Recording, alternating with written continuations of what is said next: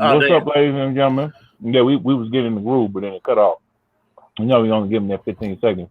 But I know. But hold on, let's get in sync. Let's start it back over. Hold on.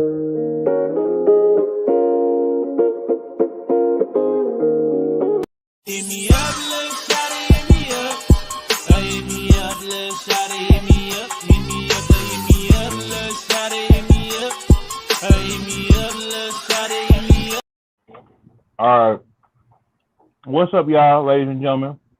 We back for another edition, another episode of Beatz and Bitz podcast. What's up with you, Serizaku? My boy he ain't got a Bullet Club shirt on, but he got the OG. You know what I'm saying? You gotta represent. Yeah. You know it. But he got a Bullet Club hat on. Nah, I got my strong style. Oh, okay. Shinsuke Nakamura though.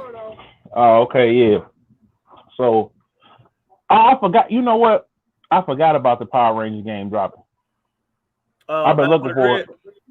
I'm gonna look the collected edition. I've been looking for it. Go check it out, man. Like, this is great. I mean, I played it at first, but then when I saw they put Ryu and Chun-Li, I was like, yeah, it was actually pretty good. No, I mean, yeah. I mean, I'm gonna have to check that out. But yeah, man. So it's a lot of stuff that happened this week, man. It's getting closer to E3. So but we're gonna start off with this. Why did DMX album only sold 32,000 copies the first week? I have no fucking clue. Typically when you die, like everybody buying your shit. Well, I think what it was they didn't start promoting it until right after he died. So the whole world is mourning his death. Yeah. You know what I'm saying? The whole world is mourning his death. And so a lot of times people don't like them posthumous albums because they feel like you finna cash grab it, but he been working on it. But so they been working on it Friday. Been promoting it.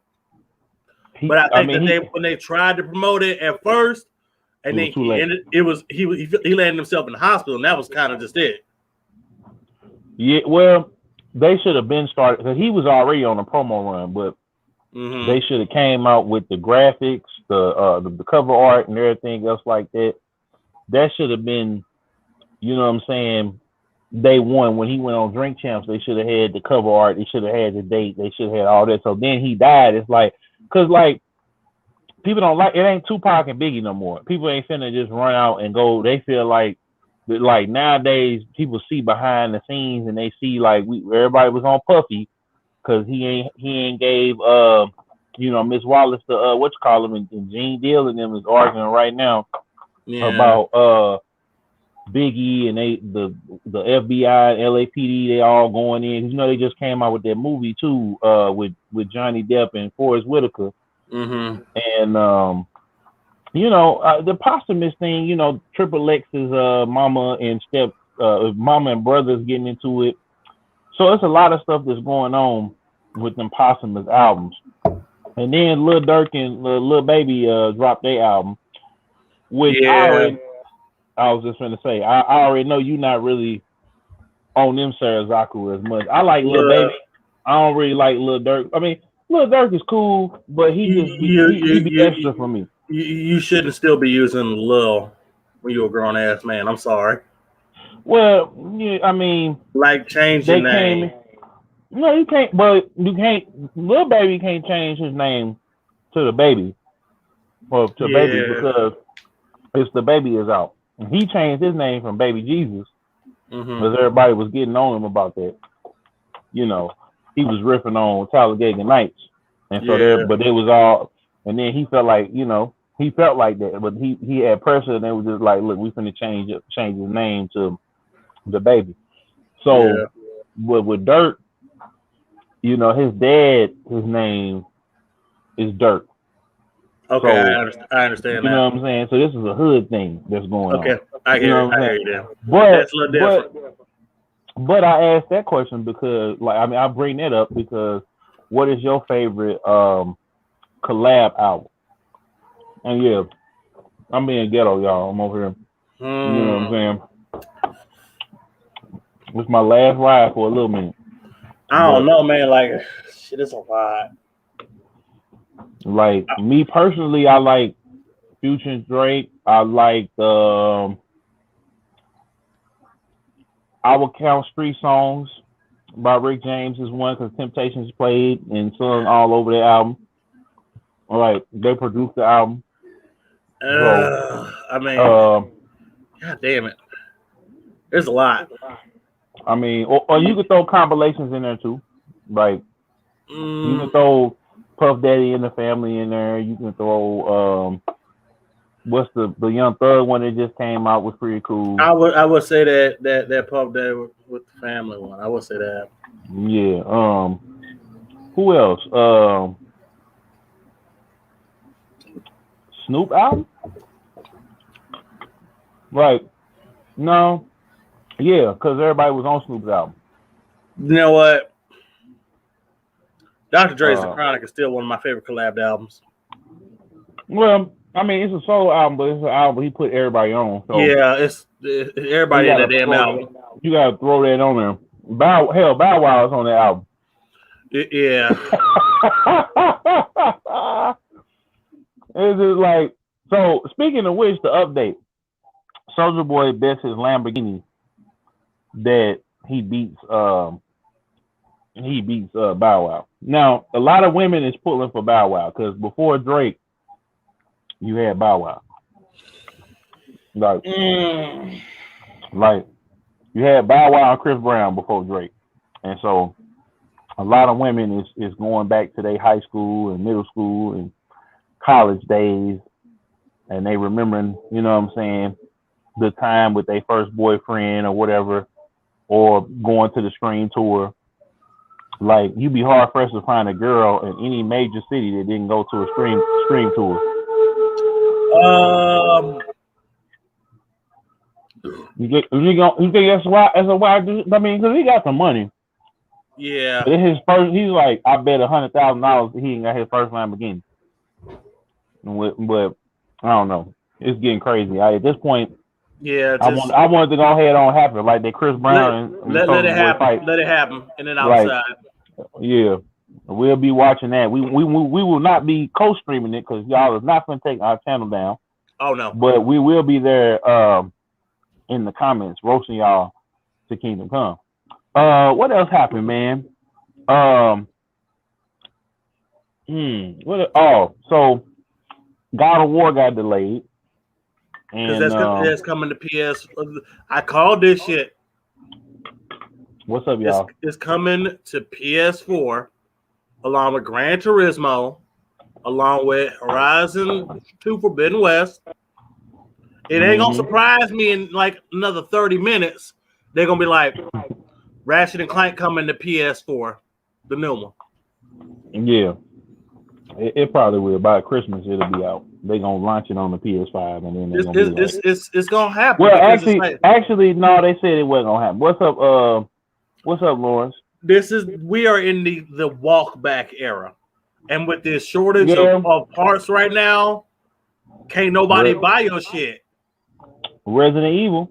It's more PS4s out there that people can get than a PS5. PS5 only has like 8 million units out, and PS4 got 120 something. Why the fuck are you not releasing, games that you need to fucking sell on PS4? God of War is gonna come out in there.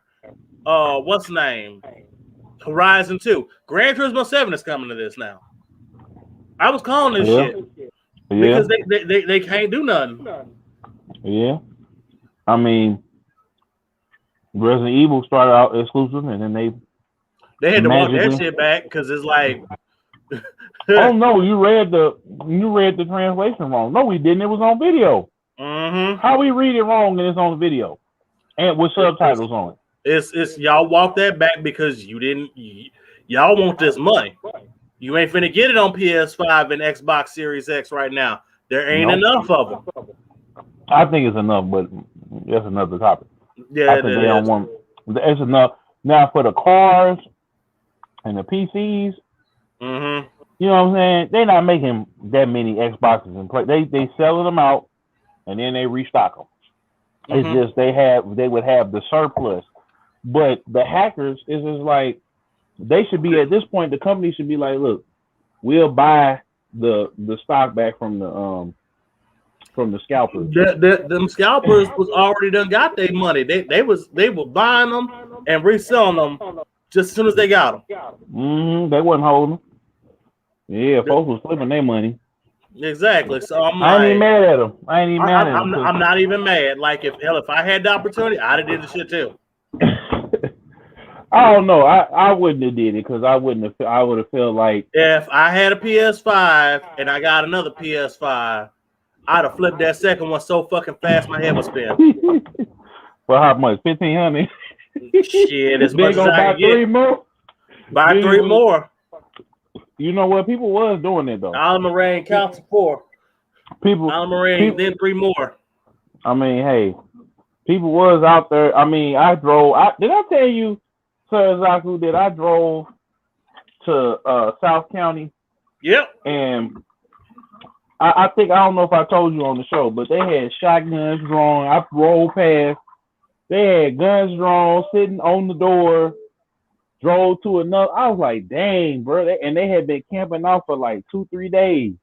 Hell yeah. Like, bro, it wasn't that important, man. I wanted to, because I would, and you know, the funny part was I could have got the Xbox if I had went up there like during the day over in Flowtown. But I just didn't feel like, I was just like, I don't want to be a dope fiend. Like, I don't want to be sitting out here all day. Yep. With a folding chair.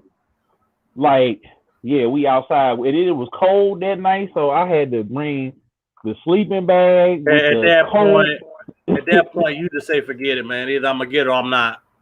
Yeah, I said, man, this has been cold to, like, you know, get the power bank. Go ahead, you know, live stream me being outside all night, and then, you know, get up in the morning, go right, and then, you know, Sonic right there across the parking lot, Chick-fil-A right there. I mean, I would have had it. I mean, I took the long way home because you know how your cousin did, and then, you know, but I just didn't feel like being a dope fiend. Like, I just feel like these companies be having us out here like clean dope fiends. Like, remember we had to be outside for the midnight releases, and I always felt like that was stupid. Let us in the damn store. You gonna let us? Yeah. You gonna have us out here freezing? I just went up there to get my shit. I'm like, the last time I did a midnight release was fucking MK11, and I bought that shit day 1. You know what? MK11 was it was kind of smooth, and the one I went over off of St. Charles Rock Road. And, you know, they had the Chinese spot, the Applebee's right there. I had went to Wingstop, so it was good for me because I went to Wingstop and they did it at 9:00. See, that was the greatest part because I called over the wing. You know how slow Wingstop. They slow as hell. Yeah. Called them. Got the wings, drove back, went and got the E40 slur cane. You had my juice, went to Walmart beforehand.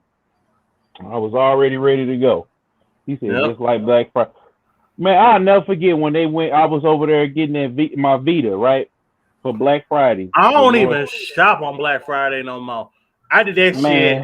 I remember being a fucking kid, being at the West Source and Walmart. This was the year of the Tickle Me Elmo craze. I know you remember this year.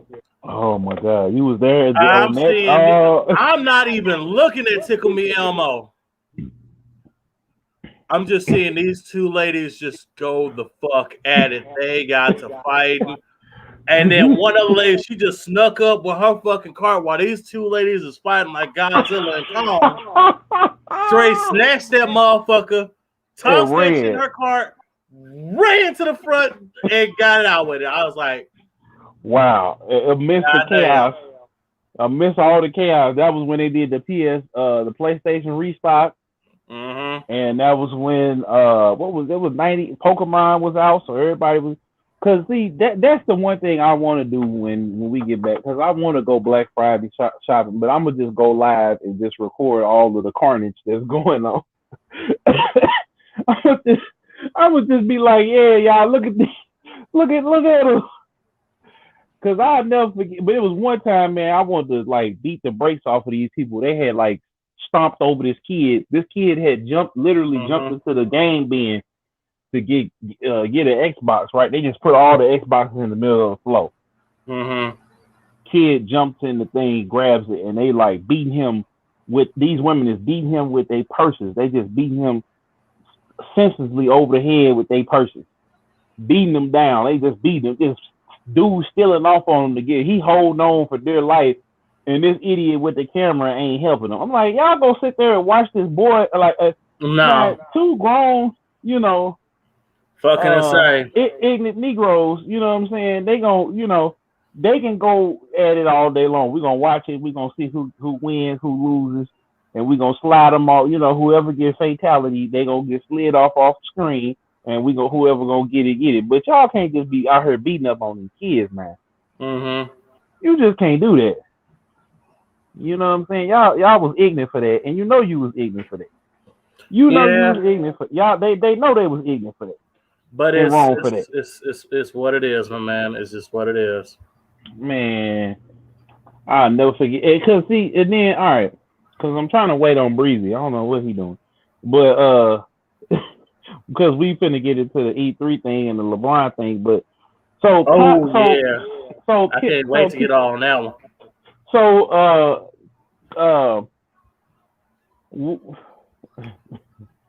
So we now know. Well, no, I was gonna say. Kim Kardashian, I felt so bad for her, y'all, because she said that she had gave her all for Kanye, and it was Kanye's fault. It wasn't because he was, she was, posting up on the gram. No. It was just a fact. She can keep them crocodile tears. A marriage take two people to fail, all right? Not one, all right? No, but, I mean, this is the thing. You can't, and I look at it, I'm playing devil's advocate on both sides. I see where Kanye coming from.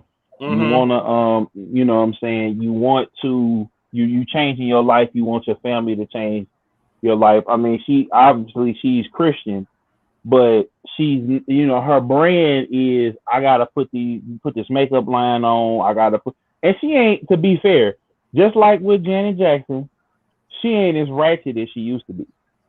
You know what I'm saying? Because remember, Janet Jackson was running around naked through the forest on the on the HBO special.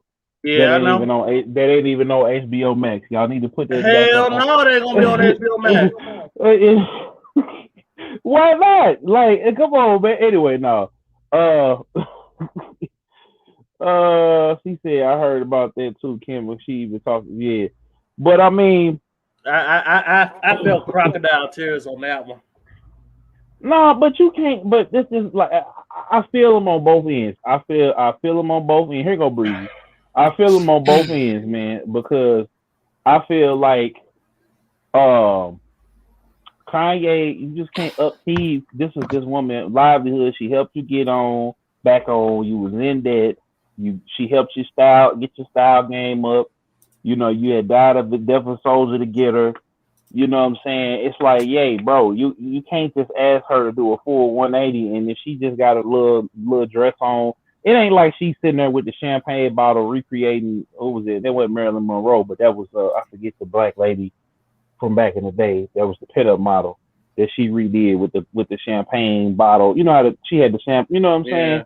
Yeah, so but it ain't like you in there bucket naked. Like it's not. It's a whole. The thing is that Kanye was never in the right headspace to be in a full blown marriage relationship, and Kim knew it, but she went into that shit, and now she want to cry crocodile tears because shit didn't end it badly, and it did no fucking favors. But it ain't all her fault though. Like she did. It ain't all her fault. Remember, a marriage takes two people to fail, all right? Mm-hmm. Like, you know, you have to know that there's some fucking problems going into this. That man took a fucking axe to the chest and you offered him a fucking Band-Aid. That's not gonna fix the problem.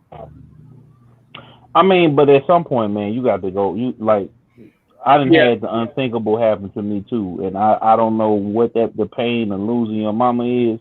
Yeah, but, I know, bro. It's been like his mama would not want him down here acting up and clowning like he been clowning. His mama was his living emotional crutch, and when he lost that man was never right. Yeah. I mean, but still, you got kids, you got a family now. Yeah, you got a wife. Your wife is out. She's taking all the arrows and the bullets. The thing is that you know, Kanye thought that you know him becoming a parent, having a wife was going to magically fix all his problems. No, I remember I worked a job a couple years. This was back when I had my old job. Mm-hmm. Old lady and her mama came in, and old lady and her daughter came in, right?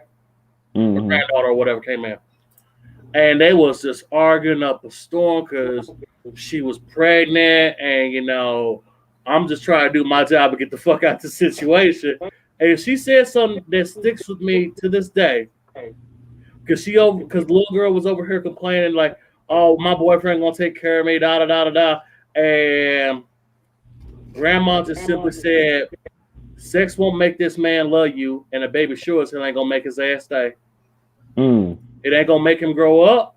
It ain't gonna do a damn thing, but put more strain on whatever y'all got the fuck going on." Because she's like, "Whatever the fuck y'all got, y'all ain't got no damn relationship." Exactly. And I was kind of like, yeah, Kanye thought that him having kids, being married, all that shit was gonna, you know, magically make his problems go away. No, that just made every problem that you had already going 10 times worse. Mm-hmm. I've known people that hurried up and got married, and it's like both these motherfuckers is cheating on each other every fucking time they turn around. And this shit didn't stop when they got married. They just kept doing it. Mm-hmm. I mean, but you know, I'm just saying though, they didn't have them problems. The problems that they had was Kanye would start a fire. And then here come Kim gotta come put it out. Yeah. I don't think she put out a lot of his fires. She put out a couple. But the thing is just that plain and simple, these is two people that should not have got together. Mm-hmm.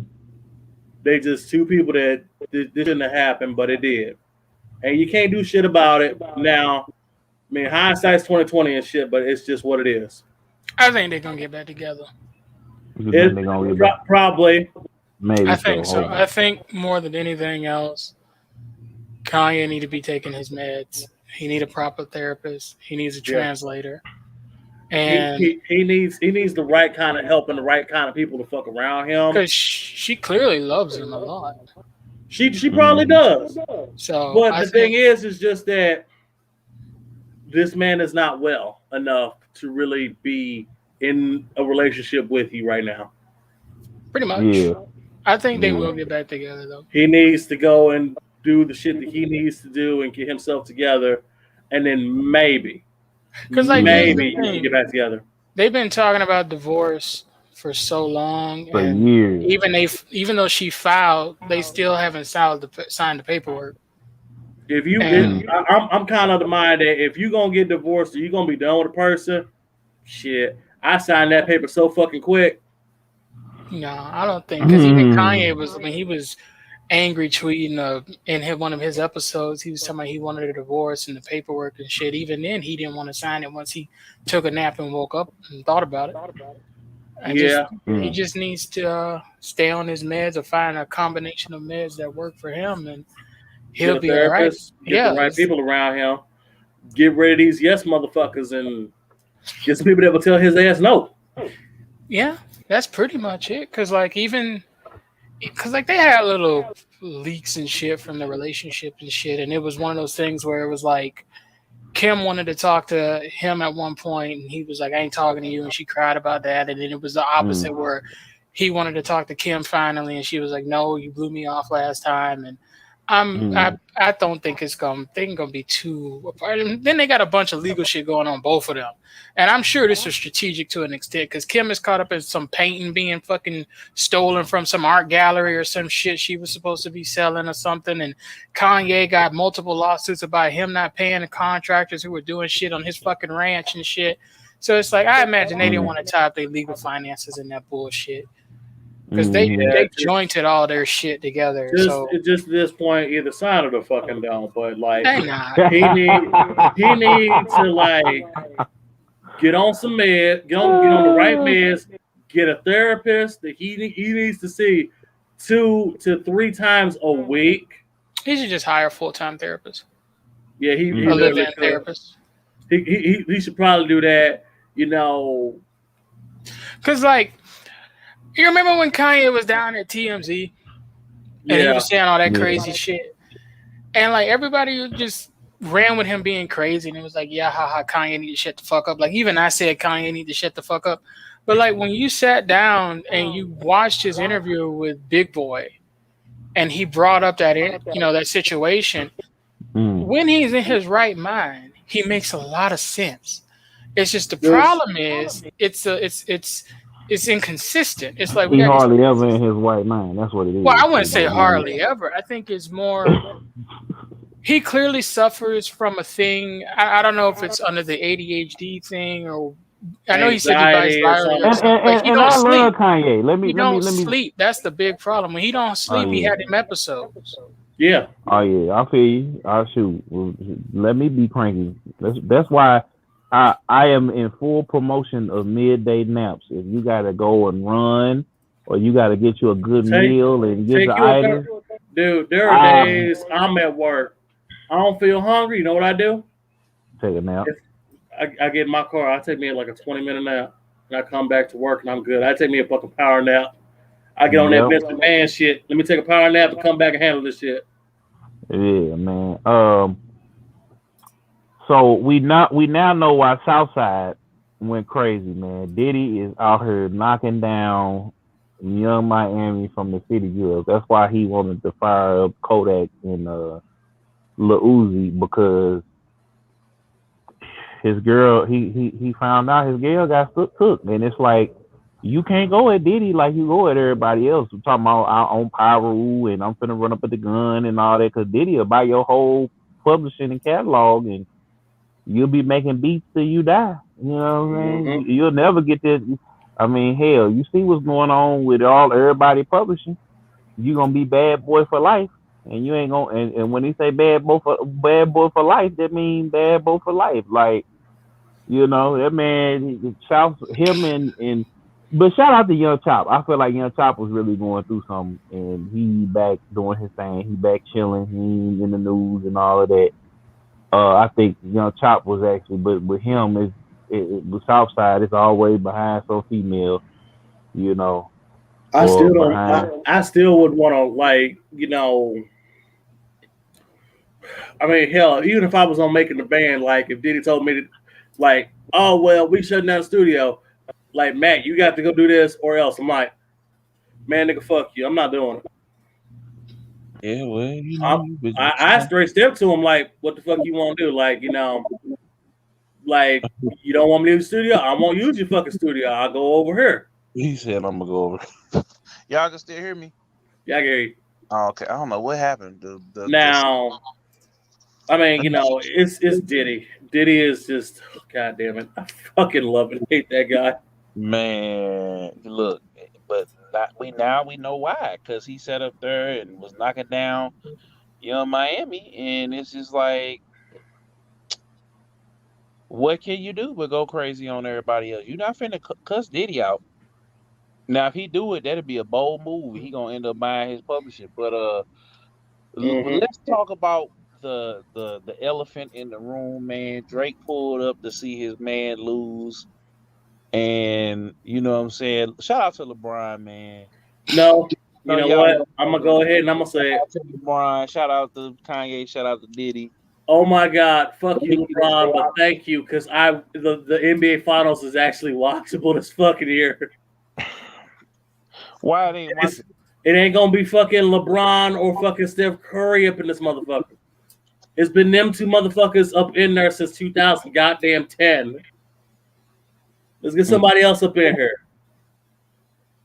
He And said, like, you know, like shit, I want to see somebody else like after a while. Like, y'all done had y'all runs and you know, being fucking champion. Nobody wants to watch the same fucking main event year after year.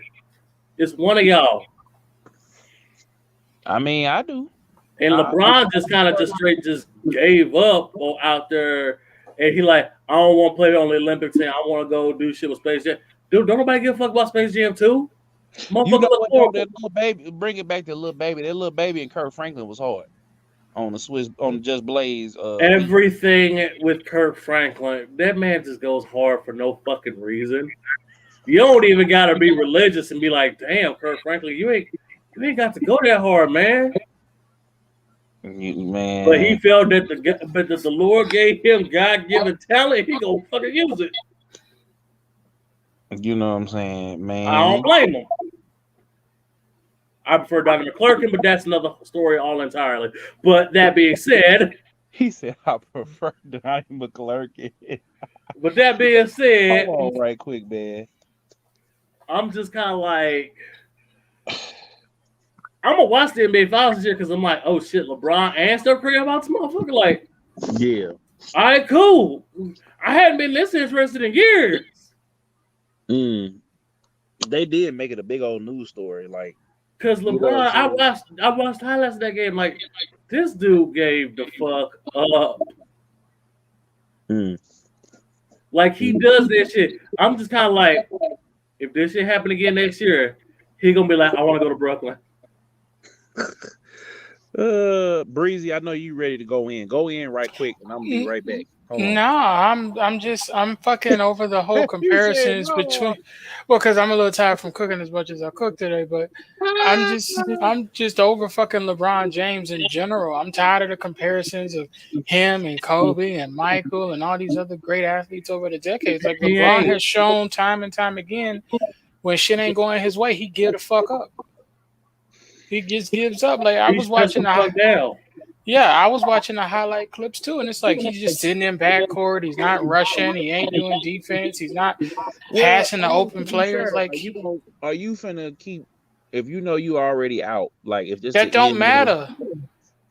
I mean, did we not see Kobe drop 94 fucking points to come back in the third and fourth quarter? I mean, yeah. I mean, so he should be doing the same thing if he wants to be in that fucking conversation. But I don't think LeBron care no more, bro. It's not about caring. If that's the case, he shouldn't. When somebody compare him to Kobe and Mike, he should say, "Don't compare me to them because I'm lazy and I give up when things don't go my way." He ain't got to say that. He should say that. Since we just gonna be like, "Oh, well, LeBron was tired," and this, that, and third. Them other players weren't tired. They were still running up and down the court.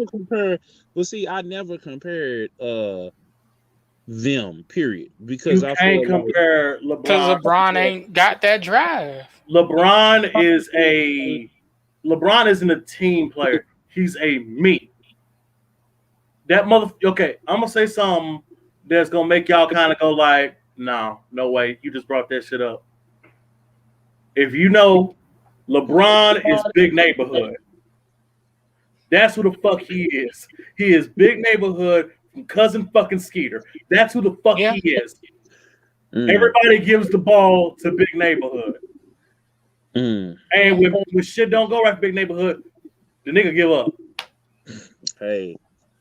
And he's done this multiple times in multiple different finals where he's supposed to be this game ender and show up. Like, Steph Curry has more finishers and hustles and shit than LeBron does.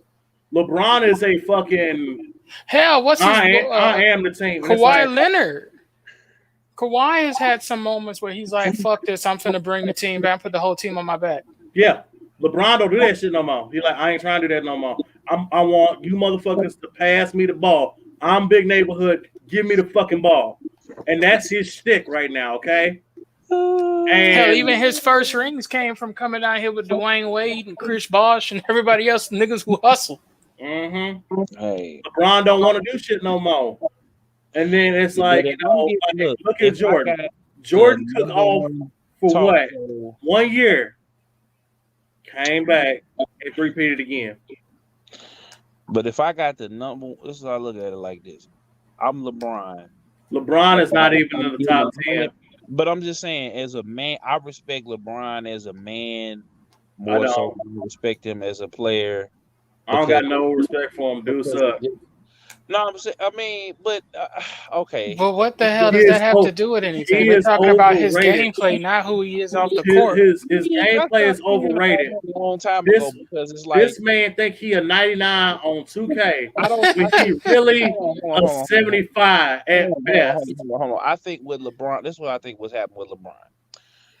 LeBron wasn't an a-hole enough. So look, everybody wasn't trying to show LeBron up on like he's too much of a team player. No, so, he's not.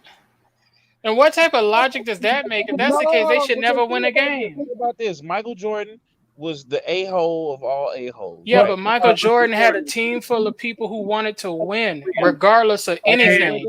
The rest Michael knew they don't care like that. Well, no, Michael Jordan also had a team of dudes that they was all. He might have been an asshole, but he had one thing. He was a team player. LeBron is a me player. If LeBron was a Pokemon, his special ability is me first. Yeah. That's who the fuck he is, all right? Like, yeah, and then the second would be give me and I shoot. That man ain't nothing but big neighborhood. And you pass. From fucking Cousin Skeeter, and that's who he is. You know what? He should straight up, you know what? I hope this shit goes viral. Call that motherfucker Big Neighborhood from now on. That's who the fuck he is. Big Neighborhood. Wow. That's what he is. Wow. I know them 90s kids don't remember that one because it's like, you remember who Big Neighborhood is. Pass him the ball. So, what y'all think is gonna happen for E3, man? What do y'all? What do y'all think? I mean, Nintendo, they're gonna come out here with this last Smash Brothers character, and I'm hoping that it is Untitled Goose. I straight up hope the whole video is like Waluigi finally get his invite, everybody's happy and crying for him, and then all you hear is "What?" And he's just like, no. And the goose just straight up takes his invite, outruns Shadow, Shantae, Elma from Xenoblade Chronicles, just Untitled Goose just straight take his invite and run past him. Untitled Goose is the last character in Smash Brothers. And one of his attacks just be the dedicated honk button. And I firmly believe that. I think they're gonna show off Halo Infinite from Microsoft. Well, you already know that. I really don't know what the fuck else. I mean, so what you think Ubisoft gonna? Well, okay, they're gonna show off stuff for Honor, Lost Watch Dogs, The Crew. We know they're gonna probably show us some more Far Cry. Whatever the next fucking Assassin's Creed is.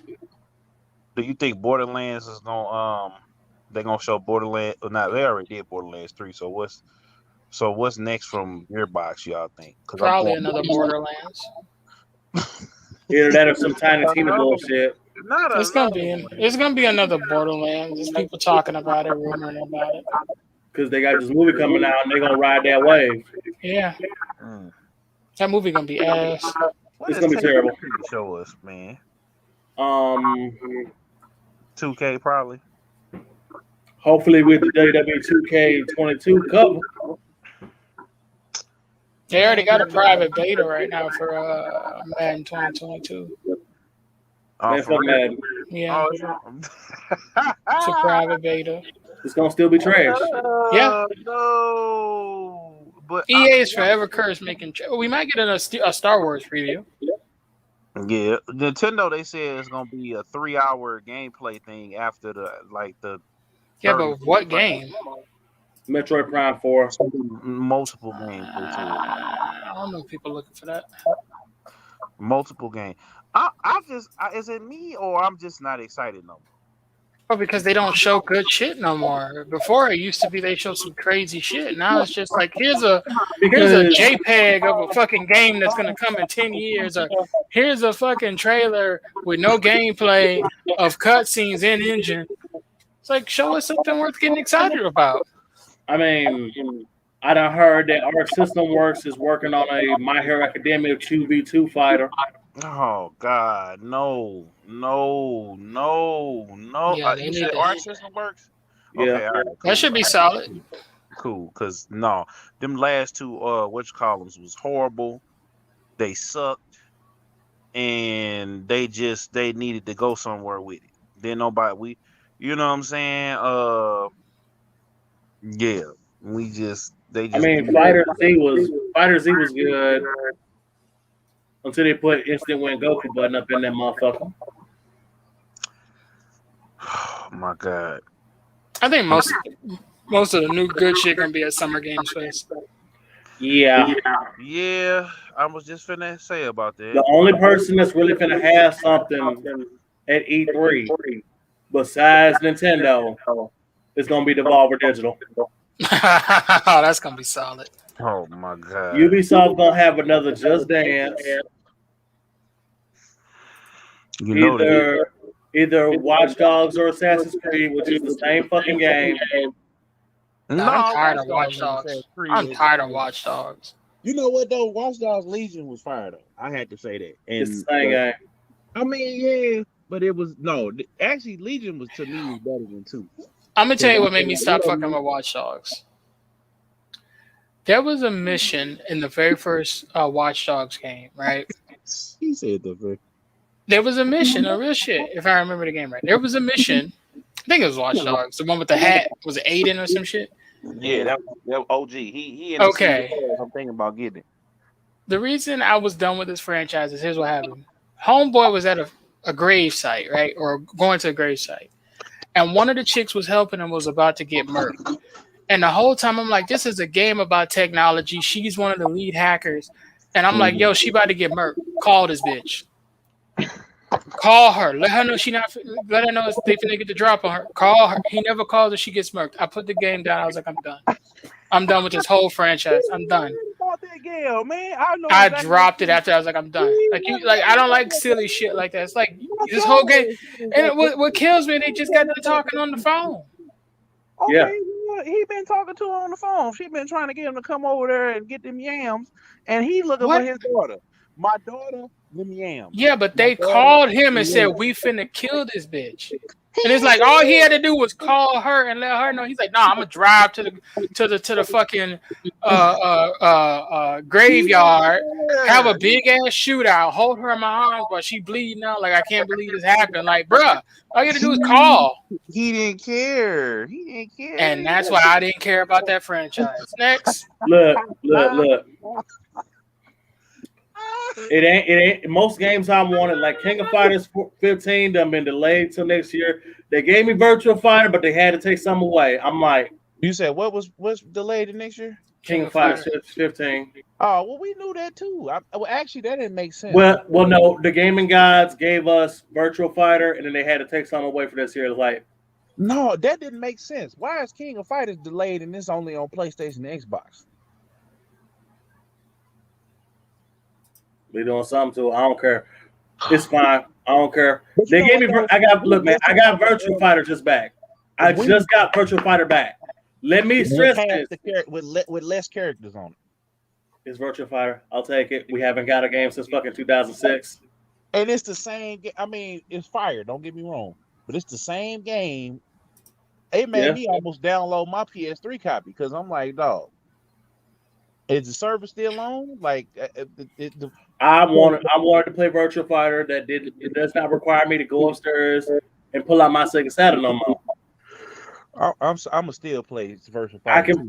can beat my one homeboy up in Minnesota's ass. I can beat my buddy who's out in South County's ass. I can beat my buddy out on St. Charles Rock Road's ass. I can beat everybody ass from the comfort of my house. Well, I don't know. We're gonna have to set that up because you ain't finna give me no hot dog and handshake. You don't get a hot dog and a handshake, bro. Come on. This is real. You about to catch these hands, get a hot dog and a handshake, and then you gotta go to the back of the line. I'm up here like Shao Kahn in Mortal Kombat 2. I'm on top of the mountain like this. We're gonna set up a room, and that's exactly what we're gonna do. Shoot, now, like, I don't care. I ain't losing. We gonna talk about it whoever regardless. But anyway, man, my dog is doing too much right now for even me to eat. I'm getting Ratchet and Clank Friday. I'm debating on if I'm gonna work next weekend because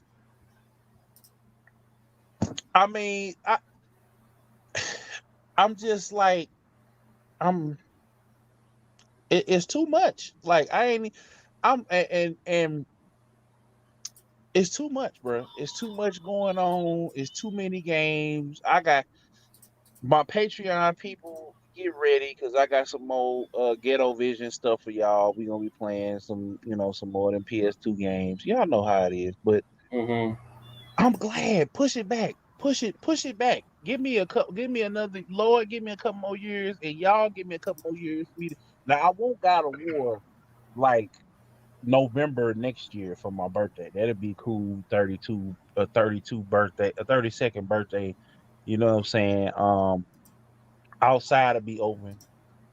I can go over to the east side, get my trick, or down to Atlanta and get my trick on, and go to the Airbnb, go to the GameStop, go to the Airbnb, have another PS5 waiting. You know what I'm saying? Set that mug up. That'll be my second one.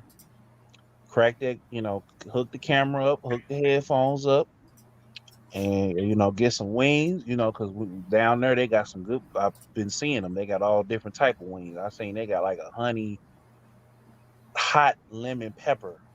I ain't never with real actual honey in the sauce. I was like, oh my God, I'm in love already. So give me enough time to go through these games. Horizon, I think Horizon gonna come out November. Like that's where I'm looking. They're gonna do it right before the holiday. I gotta go finish Horizon. I'm finishing up. I'm trying to see if I'm gonna it's gonna be Horizon and probably Gran Turismo. They dropped this year. Hopefully they'll drop Gran Turismo this year, but I really need it to be Gran Turismo, and I need it not to be bullshit like Gran Turismo 5 was.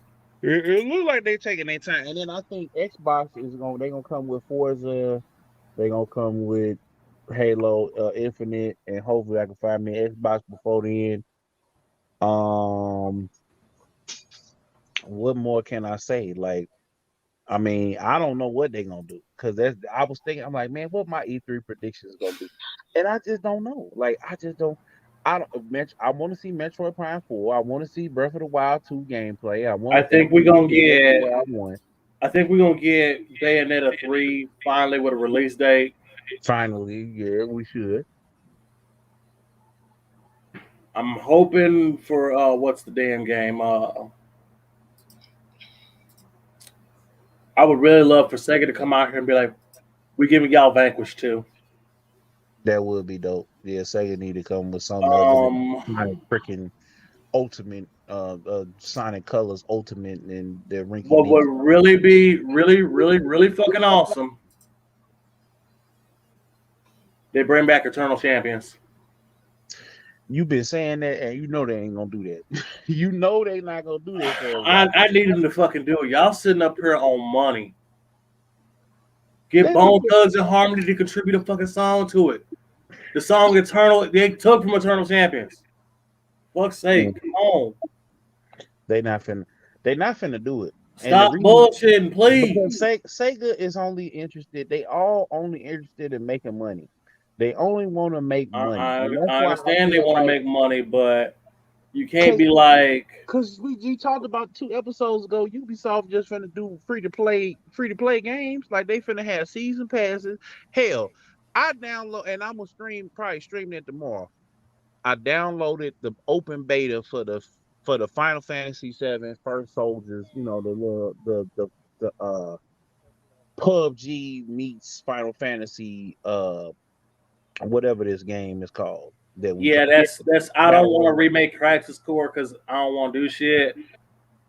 They gonna do that when they after they put out the pocket edition of Final Fantasy VII. They gonna come with that next when the next probably or when the last one drops, because we get ready to get the the Final Fantasy Advent Children 4K. I might actually get that because I want to see it in 4K. But and it'll be the second after. I'm waiting on the Cure to hurry up and put they need to put that damn series out. Because I'm waiting on. Did y'all know they're doing the Cure series? Yeah. Okay. You know, but yeah, like I don't know. I mean, yeah, man. Did y'all watch Army of the Dead? I ain't watched that shit. Yeah, I watched it. I ain't watched that shit. It pissed me off to no end, but it was still a good movie. I caught the cliff notes, and it was just as fucking ass as I thought it was gonna be. No, but you had to see it though. Trust me, I know shit when I see it. That was shit. This is one of them movies that if you home on a Saturday night in your winter fit, which is t-shirt, sweatpants, and you on the couch with some wine because it's cold and shit, this movie ain't that bad. But the movie that's gonna be watching y'all. This is one of them movies that's, and then you stop to see what's going on. Yeah, you kind of stop like, man, I want to see what the fuck is gonna happen next in this movie. They can't do some more crazy shit, and then they do it. Did y'all see Cruella? Man, that was bullshit. That was some bullshit too. I ain't seen that bullshit either. That was some bullshit. You spent the $30. I ain't spent no $30 to see that. That movie was ass too. There was some cool special effects in it that I saw the cliff notes from. But that movie was fucking dumb. It's like I ain't even paid to see that motherfucker with my money back. The moment I saw a leaked clip on Twitter of those 3 Dalmatians drop kicking that bitch off the side of that mansion, I was like, oh, we doing this route. I was like, I'm out. Like, I mean, they ran in unison, my G. Yeah, that was like, what the fuck? Like, damn, do y'all have fucking Rey Mysterio on set to do them drop kicks? Wow. Well, because they ran up like drop kick his ass. They making a Cruella 2, and they finna fire Kathleen Kennedy. Well, they ain't firing. Let that bitch walk. That needed to happen like 4 or 5 years ago. But like, she didn't need to fucking be there because look at fucking. She fucked up 3 damn movies. She allowed that shit to happen. Absolutely, and fucking what's his face came out. Well, not Kevin Spacey. Not Feige. You know his name. The first movie guy. I can't think of it. J.J. Abrams. Abrams came out. Was it Abrams? Yeah. Yeah, he came out and said they didn't even have a script written. He was freeballing that shit the whole way through. So when fucking the other guy came in, he just said, "Fuck it, I'm a freeball it too. Ain't no script." Well, what's that? Because JJ had like wrote a treatment. He like, "Hey, I need this shit to happen in this movie, so this dude who's in the movie can do this." Bro, they didn't even have JJ didn't even have a trilogy. They had an outline of what they thought they wanted to do. And they did some bullshit. Well, we know J.J. Abrams can only do like he can only do 1 or 2 movies that he bounced. Like he did Star Trek, the first and second one was good. No, because Star Trek was his fucking. Because Star Trek 2009 was just Star Wars Episode 4. Yup. That was him handing his resume to do a Star Wars movie. But you didn't like Into Darkness though? Here's the problem with Into Darkness. You wanted to because they tried to do the episode Space Seed from the original series and Star Trek II: The Wrath of Khan at the same damn time. And I'm sorry, I like Benedict Cumberbatch and all, but he ain't gonna never be as good as Ricardo Montalban. I'm sorry. When Ricardo Montalban said, hold on. Stop. When Ricardo Montalban said, I am done hurting you. I'm done trying to kill you. I've hurt you. And I wish to go on hurting you. When he said that shit, you felt it. Wait, that was Ricardo Montalban, dog. In the original, I did not know that was Ricardo Montalban. Motherfucker had a 6-pack and he was 60-something. I did not. That's one of the most smooth. That man was fucking. He had them lines that he would go off on you, and you be like, "Damn, man, like, nope, you ain't my daddy." But fuck, man, come on, you can't talk to me like that, man. Come on. He did kind of serve him up though. Like he would destroy you verbally, man, and then he would just leave you alone, man. Most people, the verbal destruction is the prelude to the physical destruction. No, I'm gonna verbally destroy you. I have hurt you, and I have wished to go on hurting you. I was like, God damn, dog, you ain't got to do that. Why you snatched that man's soul? And then he walked off. Like, yeah, he snatched that man's soul, and then turned off the communicator and was like, boy, I did not know that was Ricardo Montalban. He played it in the episode. He played it in the movie. Hold on, man. Wait a minute. Hold on. Hey, Mom. Did you know that Ricardo Montalban was in Star Trek? Was that him in Star Trek for real?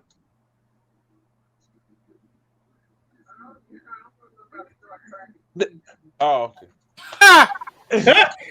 God damn.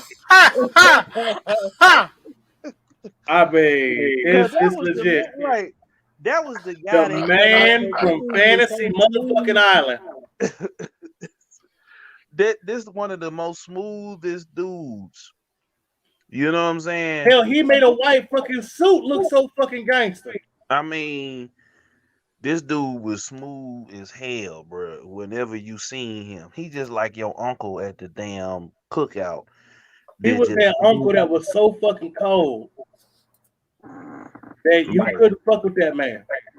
I mean, and I don't even. He could pull any girl he wanted.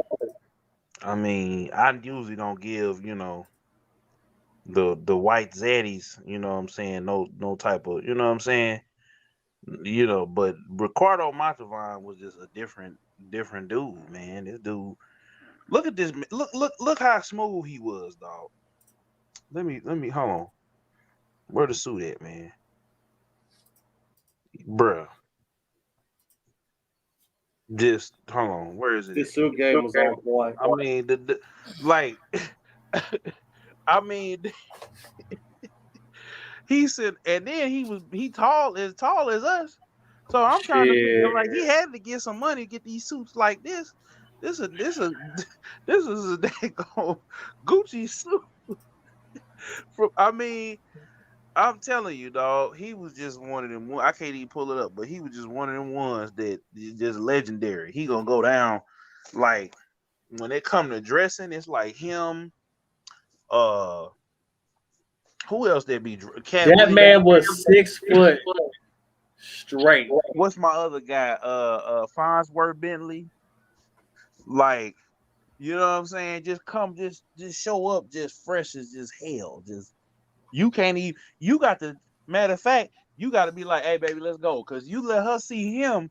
It's on and cracking. You gonna have to hurry up and get her off, get him off her mind. Like it's over with after they see them in person. Shit, I would not. If it was up to me, I'd be like, no, baby, we can't go to that party. Why? Because Ricardo Montalban ass up there. Yeah. No, we can't go to that party. I'm not finna lose you to grandpa. I'm like, but the man, he be like, but the man is like 67 something. Like, I told y'all I seen Ryan Isley in action. I said, man, I'm like, the whole airport got quiet. I'm like, bro, like, nah, baby, we can't go to this party. Like, I'm like, pure and utter silence in the airport, y'all, when Ryan Isley came through, dog. It's certain old dudes that they can pull any girl. I was like, no, wait a minute. Mr. Biggs is in my face right now. Man, there's so many damn girls that want his ass. Come on. He walked in there, bro, with the cane, bro. He only walking with the cane because his wife wanted him to walk with the cane because he threw that cane. So as soon as I saw him and looked him in the nah, man, if I see that motherfucker, I need to run. I saw what he did to R. Kelly.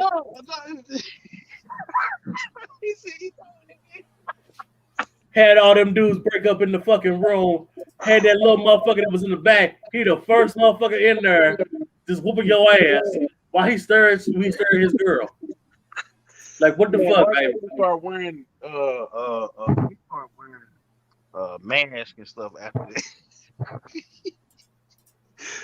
I'm like, shit, like, you didn't know where the storyline ended and reality began. Fuck no. Whatever girl he wants, shit, you can have it, man. Like, I ain't trying, man. I'm not trying to end up in the middle of the desert with both my legs broke, and I have been beaten above the head, neck, and shoulders. And on top of that, then I got to get picked up by Jodeci in the middle of the fucking desert. Man, look. Let's be real. Go look back at that motherfucking video. Man, tell me. Jodeci had to be the one to pick. Look. R. Kelly is in the middle of the desert after being beaten about the head, neck, and shoulders and having both his legs broke. Which one? Contagious? No. Hold on. Down low. Oh, man. Hold on. R. Kelly just got left on the side of the road right after that. Remember, Jodeci had that Cry For You video where they was out in the desert in hot-ass leather. Obviously, they picked up R. Kelly and took him to the hospital. That's the only explanation I have. Wow. Man. Tell me why I started watching what did I start watching? I started watching Trapped in the Closet. And I went down the rabbit hole because I know he banned from TV, y'all, but I was watching Brim's Cinema, yeah. He quit. He quit.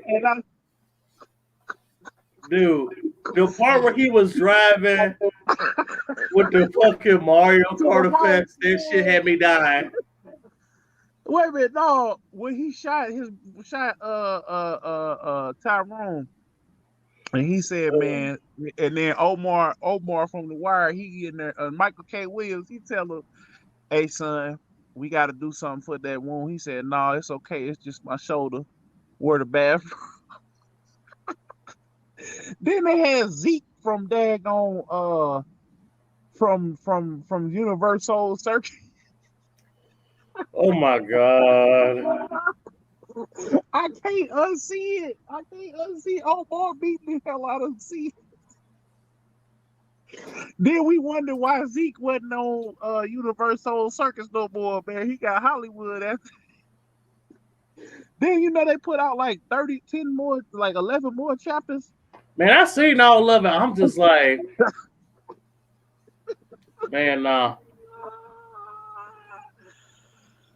Oh man. Well, Prims to the cinema just said, I can't. I'm done. I quit it. That dude is hilarious. I know, because I'm like, I sat up and watched like damn near all his fucking videos. I was like, damn, dude, like he didn't keep these coming. Man. Oh yeah, they did break his leg. Oh man, wow. Yeah. You saw the little dude was in the back and he somehow the first dude in there whooping R. Kelly ass in the bedroom. And he just pulled off. Yeah. Now go look at Jodeci's Cry For You video and tell me they're not in the same territory. Wow. Yeah, Jodeci did. Tell me. Oh man. That's the only explanation. Jodeci had to be the ones to pick R. Kelly up from getting his ass whooped. Wow, Mr. Beatz did him dirty. I mean, R. Kelly was fucking with his girl though, like legit. Like, I'm gonna tell you, if a dude tells you watch his woman, don't fuck her. Leave her alone. Man. And then she says you be like, dude, no, sir, I can't do it. I can write kiss me. Fuck that noise. No. I could write a book on them type of situations. Shit. Like, I saw that video as a fucking 5-year-old kid and I knew that shit was wrong. Like, my one friend was like, hey, can you check up? No. Like, I saw that fucking video. You not finna get me fucked up by fucking, Rey Mysterio and every other big dude come up my ass, and you not finna leave me out in the middle of the fucking road after you break both my legs and have beaten me up about the head, neck, and shoulders. Man. To the point that I gotta wait for Jodeci to come by to pick me up, take me to the hospital. Man, and then it ain't worth it. Then she's sitting in there on the iron lung.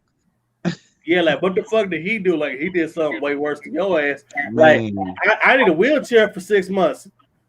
Bitch, you fucking dead. Man, I mean, dang. This was, boy, I had to fast forward to go double check and see what you was talking about because you. Mm-hmm. Man, that's what they need to do though is bring the good video back because I ain't seen a good video in a long time. It's all there ain't no point to make videos no more. The shit goes to fucking YouTube, and it's like you can still put effort into doing the YouTube. No. See, here's the thing: when we were growing up, and videos was coming out on BT, VH1, and MTV, there was a thing about it that like you wanted to have your video shown on one of them damn channels. You wanted that shit to go there first. You wanted your video to get played, morning, noon, and night. Mm-hmm. MTV don't even play videos except between the hours of 2 a.m. and 5 a.m. This is only great if you have a fucking night job. Man, I'm gonna just say this. Y'all need to start. It's more TV shows on a channel called Music Television than actual fucking music. Well, I just feel like if you're gonna shoot a video. Like I had to give it up to Megan and Cardi B. They shot a hell of a video for that ratchet. They shot a hell of a video, bro. And I'm just like, wow. Why don't? Yeah, but you can't show that shit. You had to cut that motherfucker up so damn bad. You might as well not even do it. No, they did a good job. They didn't have to do too much. No. They didn't have to do too much. I mean, they showed it on YouTube. They didn't put the age bracket on there or nothing. They was letting everybody on there. Look, they had everybody in there that was ratchet on the video too. They don't money on the video. Like I spend money on your video, man. Act like you. They don't do that no more. Like Drake shot a hell of a video for What's Next, man. He parked the jet on top of there is no point to having your video. Come on now. There is no point to having your music video tied to a song that's gonna be in this summer blockbuster or this movie or whatever. No, don't have that no more. No, but if you spent like with Drake, when was the last time you had a music video tied to a movie in the last 3 years? Well, you know that We Win about to definitely have a Kirk Franklin. I mean, that movie might be some mid, but no. I'm praying that it's actually decent. I'm praying it's just that we don't have that shit no more. It's not like it's for shitty movies though, like the Trolls movies, and that don't count. We do not recognize that. Right? We don't have it. I'm looking at it right now. Like this What's Next video. They parked the OVO jet on the iceberg, and they sat outside and did on an iceberg. On an iceberg. I don't know about that. I need to see this video. Yeah. Oh, and then he in the Rolls Royce. What's the name of the video? Last time I saw something with an iceberg, it was Titanic. What was the name of the video? And what's next? But even before that, Laugh Now, Cry Later, they was at the Nike campus with LeBron and Damian Lillard and everybody. They was doing. He did it big in that video. And you know what I'm saying? At the Nike headquarters, and they spent some money on the video. They market the hell out of it. I mean, he pulled up in a concept. I don't know what this is right here on the Laugh Now, Cry Later video, but he pulled up with some hot. It's the same chick. I don't see no jet on no damn iceberg. On the what? Yeah, he did. Fast forward it. Man, Fast forward all through this music video. Oh, okay. Well, last time I saw something to do with an iceberg. This ain't no damn iceberg. Okay, well, it looked like an iceberg. Killzown, there's trees in the background. On what's next? Yes. Okay, well, all right. Bruh. He made it look like he made it look like something because it's okay. It's on the what's It's called on land, bro. But no, it's at the private. It's at the PJ. It's at the Clearport now.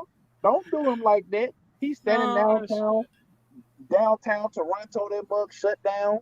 You know what I'm saying? He's walking through. I mean, you know, he's standing on top of the Space Needle. Come on, man. Anybody can walk up there and do that. He's standing on top of the Space Needle again. He almost. Anybody can do that, my guy. I mean, All right, hold up. But They give tours. Let me say something. Let's spend money on the video. If I can sit up there and make it MTV rain all night we need to make MTV show videos again, all right? No, we don't. Yes, the fuck we do. No, we don't. Nobody wants to sit up and watch fucking Teen Mom all day.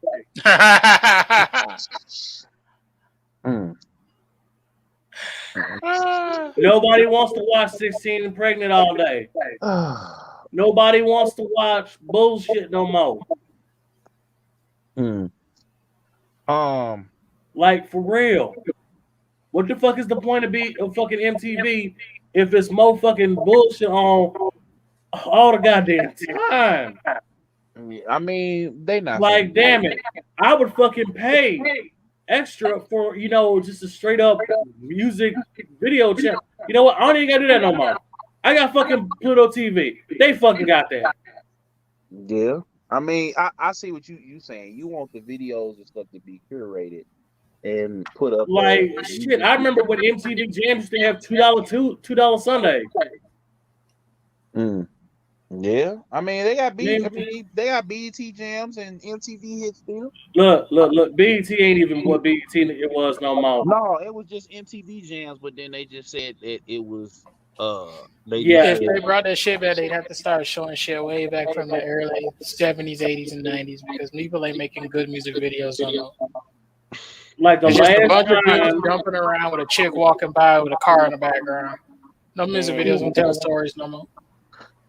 But that's what I'm saying. We can start doing. People can start spending money on the videos now and actually take effort. But then again, do people even care? They don't. That's why they're doing what they're doing now.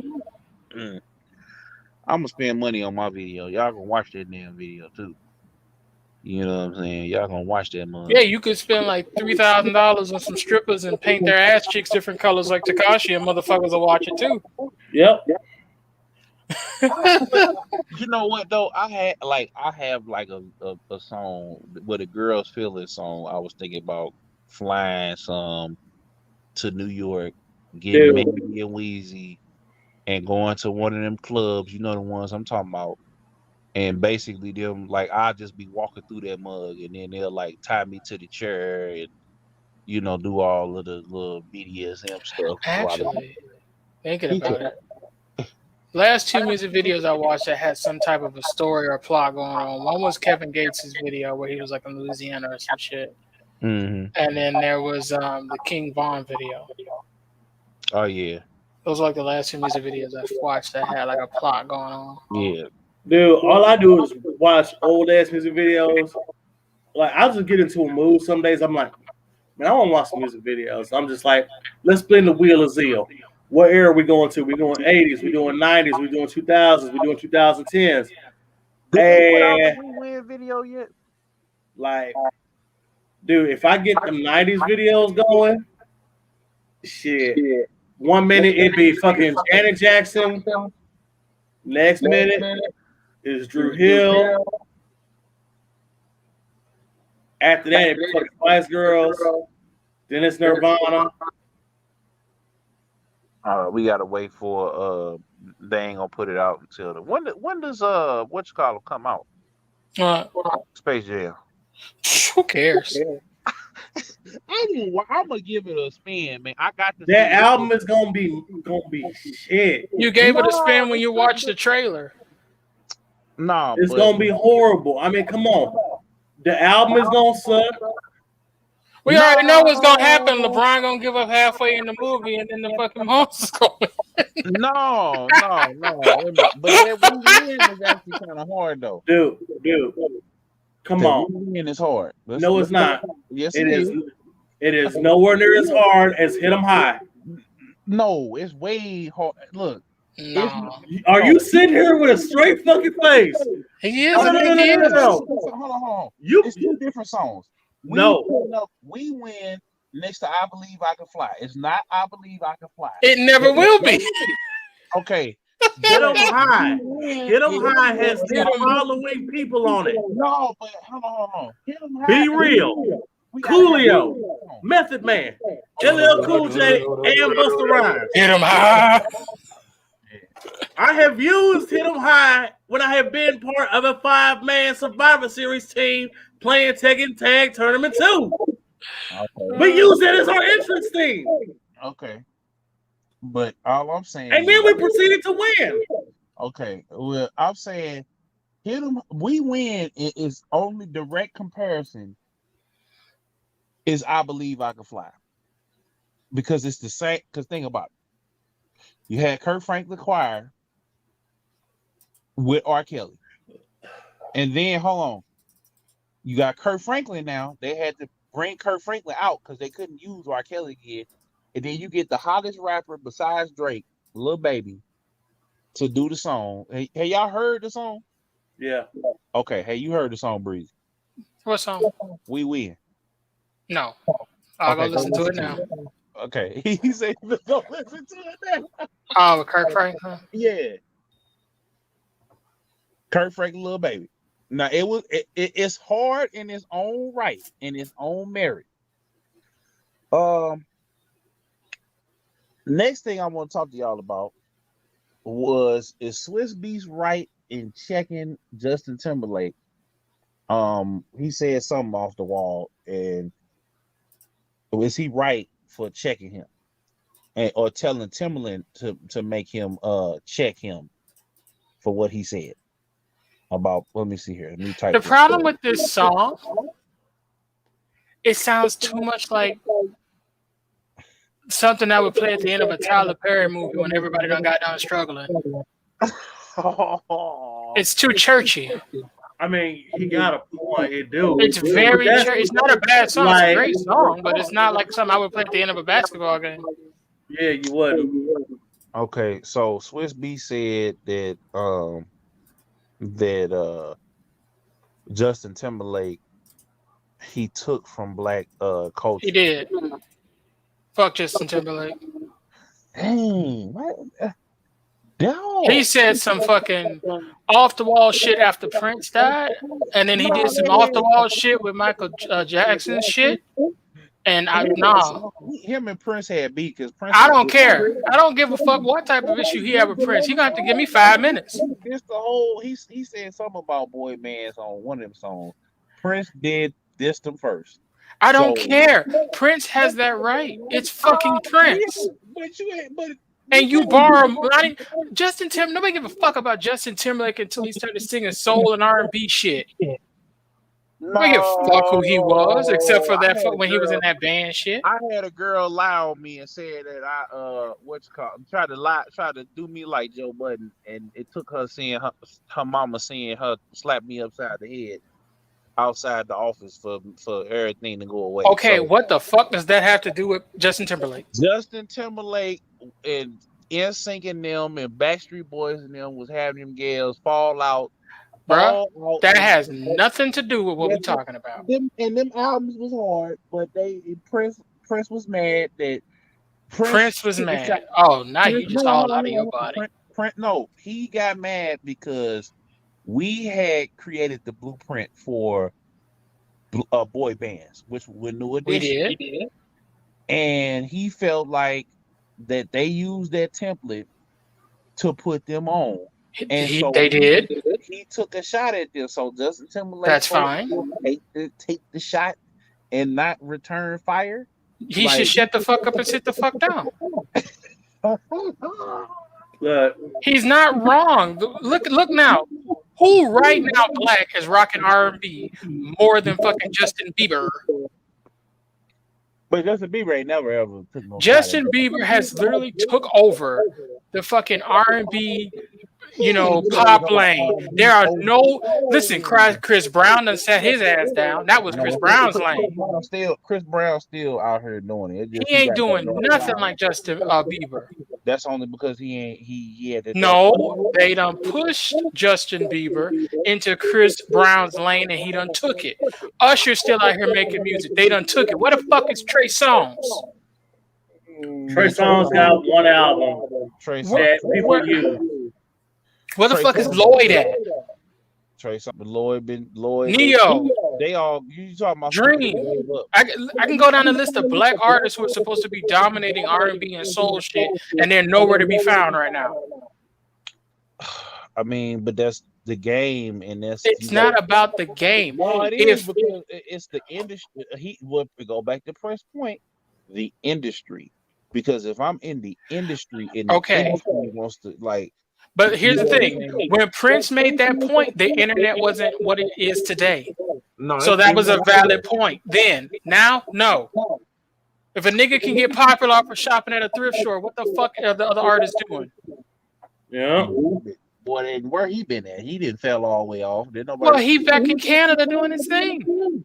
Man, he ain't back in Canada doing. That's where he from, in Canada. I'm saying he been getting high. He got depressed because he okay, well, fine. If he wants to get high and roll up in a dirty fucking carpet at the thrift shop, so be it. Back to what we're talking about.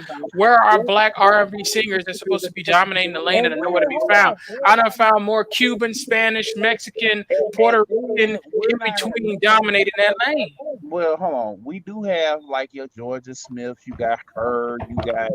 Who? Givian, you got who? Her, Givian. Who? Who else? Brent Farias. He ain't. I mean, but this is the industry. This isn't the industry. These niggas just ain't doing shit. The industry and the artists. Bruh. Chris Brown put out that last album was cold, but because he got that stain on Tory Lanez. Tory Lanez was taking it. Tory Lanez had one R&B track, and then the rest of his shit was mostly rap songs. I got Tory Lanez's albums. Yes. No, I can't let you do that to my man because he got whole mixtapes where it's called the whole series. Fuck a mixtape. Where is your mainstream song? He came in on Say It. Like that was an R&B That song. was years ago, and he's not dominating like Justin Bieber. He was on the way, and then they on the way. That's not you are dominating. But they gotta put. But I'm saying you gotta. Your food on the way, but nigga, you still hungry. But you gotta put. But I'm trying to tell you. If they're not, people ain't putting. We were just talking about this on the Durk. Cash is king. I'm not doing this bullshit, bro. Cash is king. You know that. They gotta put. But if you can have a hot song, but if they got millions of dollars, if the labels want to put millions of dollars, it don't even have to be. Okay. Stop. We gotta stop. We gotta stop this bullshit. Labels. The whole point of a label is the same as like a game publisher. They want to make money. Period. Billie Eilish got, I forget how many. They said they put $50 million behind their first project. Then they came back and they put Then they came back and they put $250 million behind the last one. Now they finna put a whole probably 500 in her thing, and that's why her stuff is taking off. And she also makes hot songs. We cannot deny Billie Eilish doesn't make hot songs. Hell, fucking what's her face? Poker face bitch. Not Gwen Stefani. What's her name? Lady Gaga. Lady Gaga makes hot songs. But, if you make a hot song, nothing's gonna stop a hot song. I gotta say this, Breezy. I gotta say this. Yeah. Billie Eilish music sounds like she complained about shit when she ain't got problems. I understand that Billie Eilish is not our cup of tea, but she absolutely resonates with them emo teens. I don't know if I want to date women or date men today, or I'm ace. Like, I get it. Well, I can we get say it. that I get Juice it. was? But Can we say that Juice World? Juice, Hold on, wait, good example. Great fucking wait. example. I couldn't go a day without hearing Juice WRLD in constant rotation here. Constant rotation. And he was rapping, but he came in on the singing on the singing. Who was the other one that was beating his girlfriend that was in constant rotation from Florida? Your boy, come on, man. He right around. He down. I'm blanking on his name. Tentacion. Yeah, Tentacion was in constant rotation, even with all his fuckery. Where you at, Chris Brown?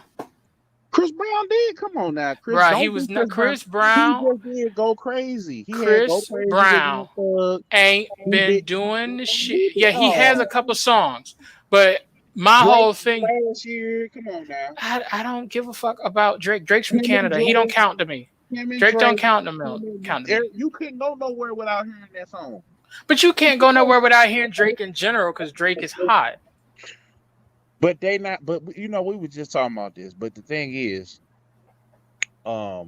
it's all about the perception. Tory Lanez would have come out because he makes phenomenal music. Tory Lanez does make great music. I'm not denying that. Tory Lanez is an incredible artist.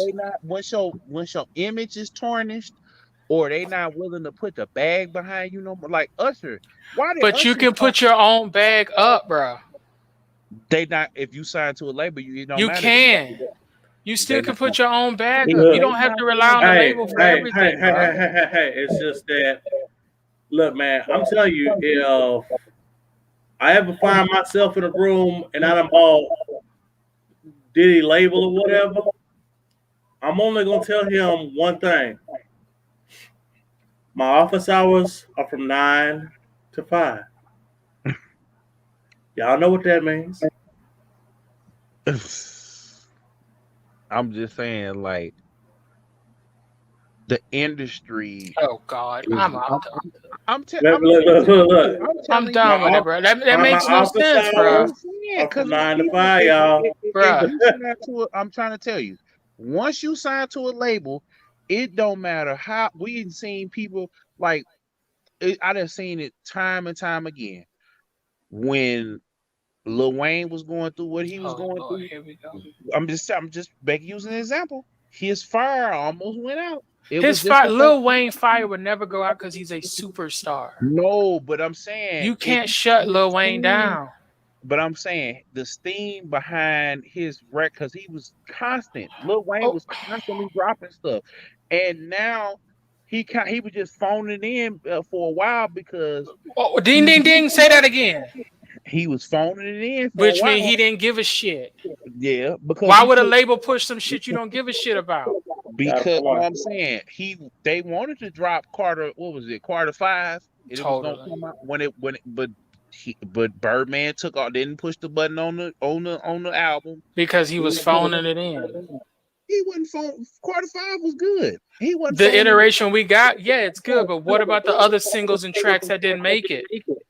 That means that there was other tracks and singles where he was phoning it in. The fans said, "Where the fuck's the Carter 5?" He eventually got out of his feelings and put out some good shit.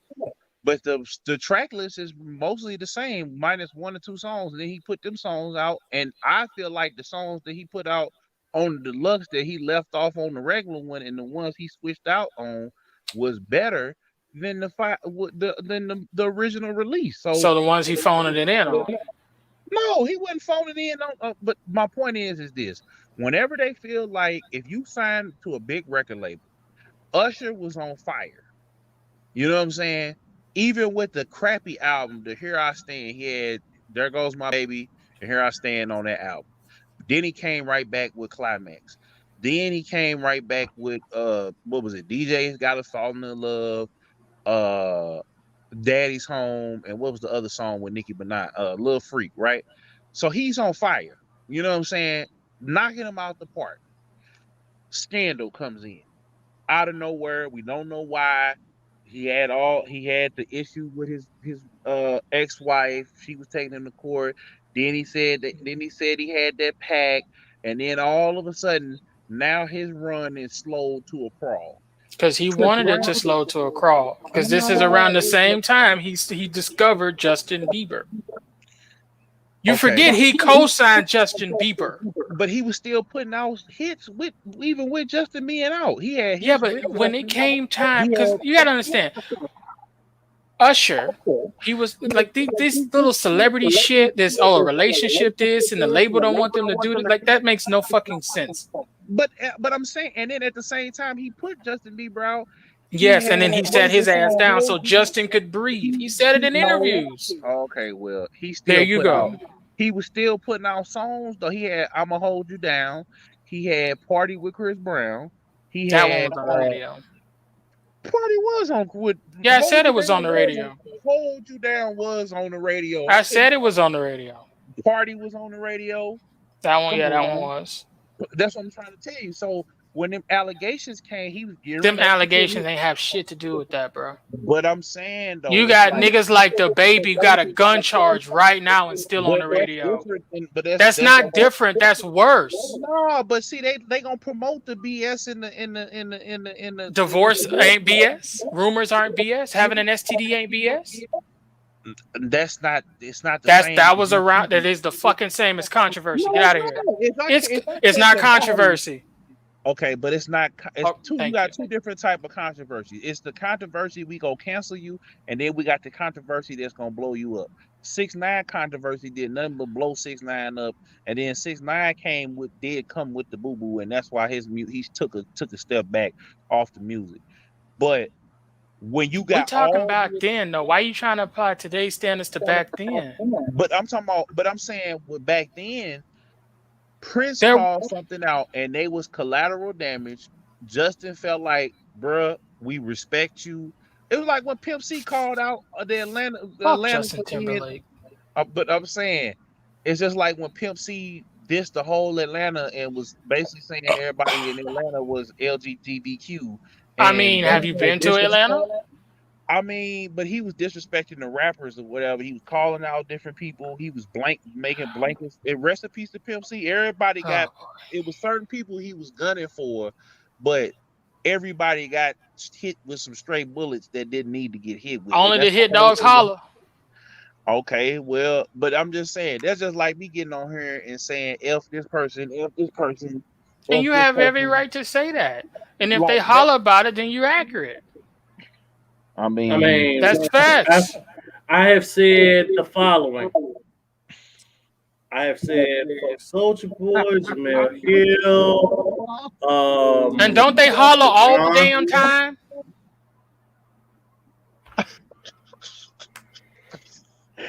I just want to say this one thing one time. Fuck Jamel Hill. And Soulja Boy. Man, look, Soulja Boy didn't responded. Like, I feel vindicated. Y'all, boy, look, y'all, we gotta leave Big Draco. Ain't nobody defending Justin Timberlake bitch ass. No. Like, are we gonna forget that he made Janet's wardrobe malfunction, was quiet about it for like 11 and a half fucking years, and then decided to come out now and apologize and fucked up her whole career? Are we gonna forget about that? Got a point. Fuck Justin Timberlake.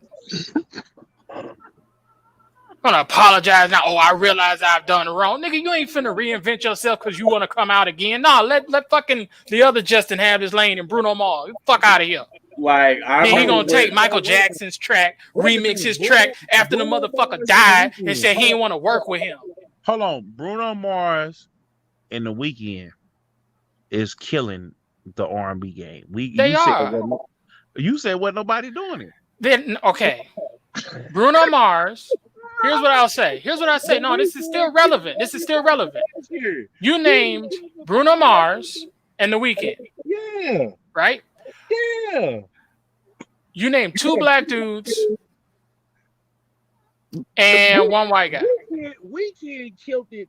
Can't nobody come. He did. Weeknd did kill it, and so did Bruno. But they categorized Weeknd. Didn't they categorize? No, that was Justin Bieber. They categorized as not R&B. I guess, but I'm used to way more R&B artists, man. Aren't we used to like 6, 7? You know why though? Because everybody wants to hear shoot 'em up, drill 'em, bang. That bang, ain't why. music. That ain't why. That is not why. A majority of music is not that, bro. But that's what's the most popular. That's not what's the most popular. Durk, You want to know who the most popular? Taylor Swift. We not talking about them. Fuck Taylor Swift. I agree with you. Fuck Taylor Swift. Okay, but I'm saying we not talking. But that's what I'm saying. The white girl with the boatloads of money, the label money, and her dad's money. And you know what? Basically, and you know, if you were right about what you were saying, why ain't Megan Thee Stallion album doing good? Megan Thee Stallion singles do good, but her album. You mean her features? Her singles. You mean her features? No, not her. You mean her features? When she first came out with Big Old Freak 2018, it went number 1. Yeah. Then she came out with what was the other song with the baby that blew a feature. No, that was her song that baby was on. So a feature. That's a baby being a feature, not her being a feature. So so reverse what I'm saying. Then she came out. Okay, WAP is the only one you can say that was her featured song. Then she came right behind that with the Body Yaddy and the Crybaby, which was ass. But them songs. And Crybaby also had somebody helping her out. That was her in the back. That's like that's the rap version of What I'm trying to get to is that girl. I've seen show ponies with more abilities. Okay. All she knows how to do is the same old thing. Here's my ass, here's my pussy, here's the weave. But that's what they like, though. That's not what they like. She's not what you, bro. You straight up listen to the fucking blogs, bro. Because she is not doing great. Motherfuckers don't like her like that.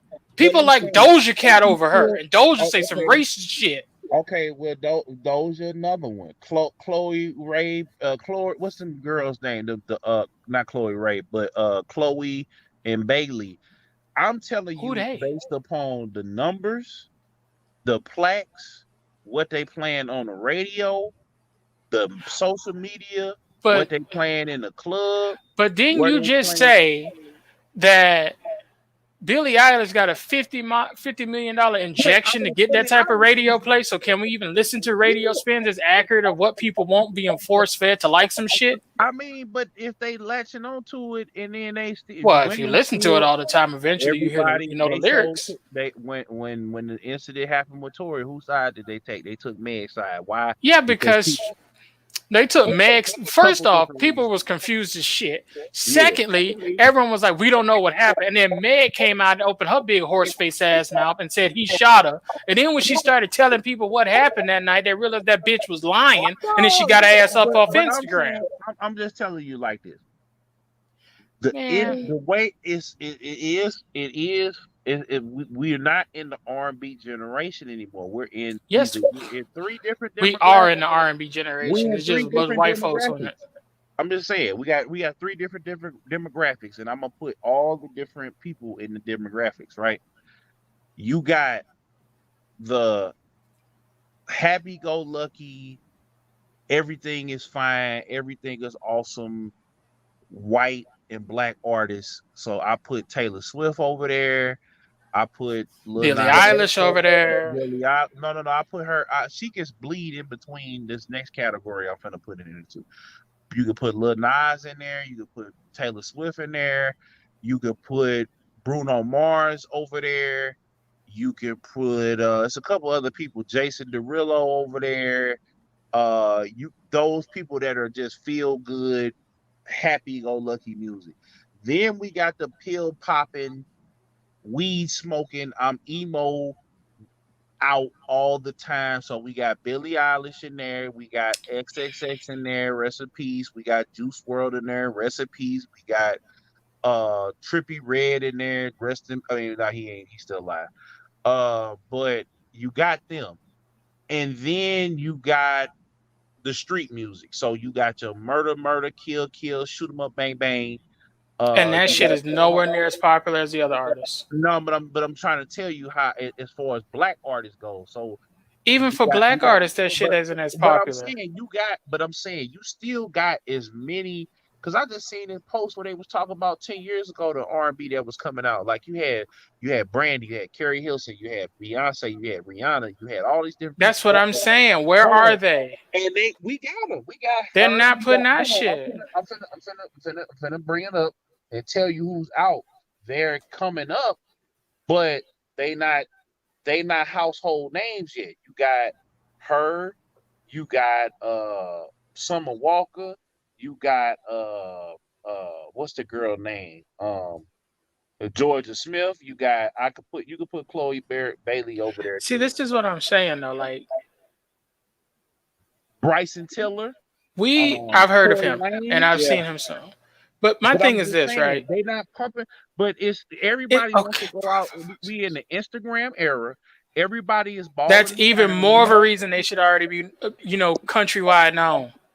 But we not in that era no more. You're right. We're in a better era. There's more ways to get out. No, but I'm telling you, as far as you right. But I'm telling you, as far as the clout, fuck the clout. I'm trying to tell you, people is more concerned with stunting and balling, and women is out here on OnlyFans twerking. They can do that as long as my music in the background. When we came up. It was either you was in the streets or you was trying to fall in love and start you a family. We have heartbreak. They're doing that now.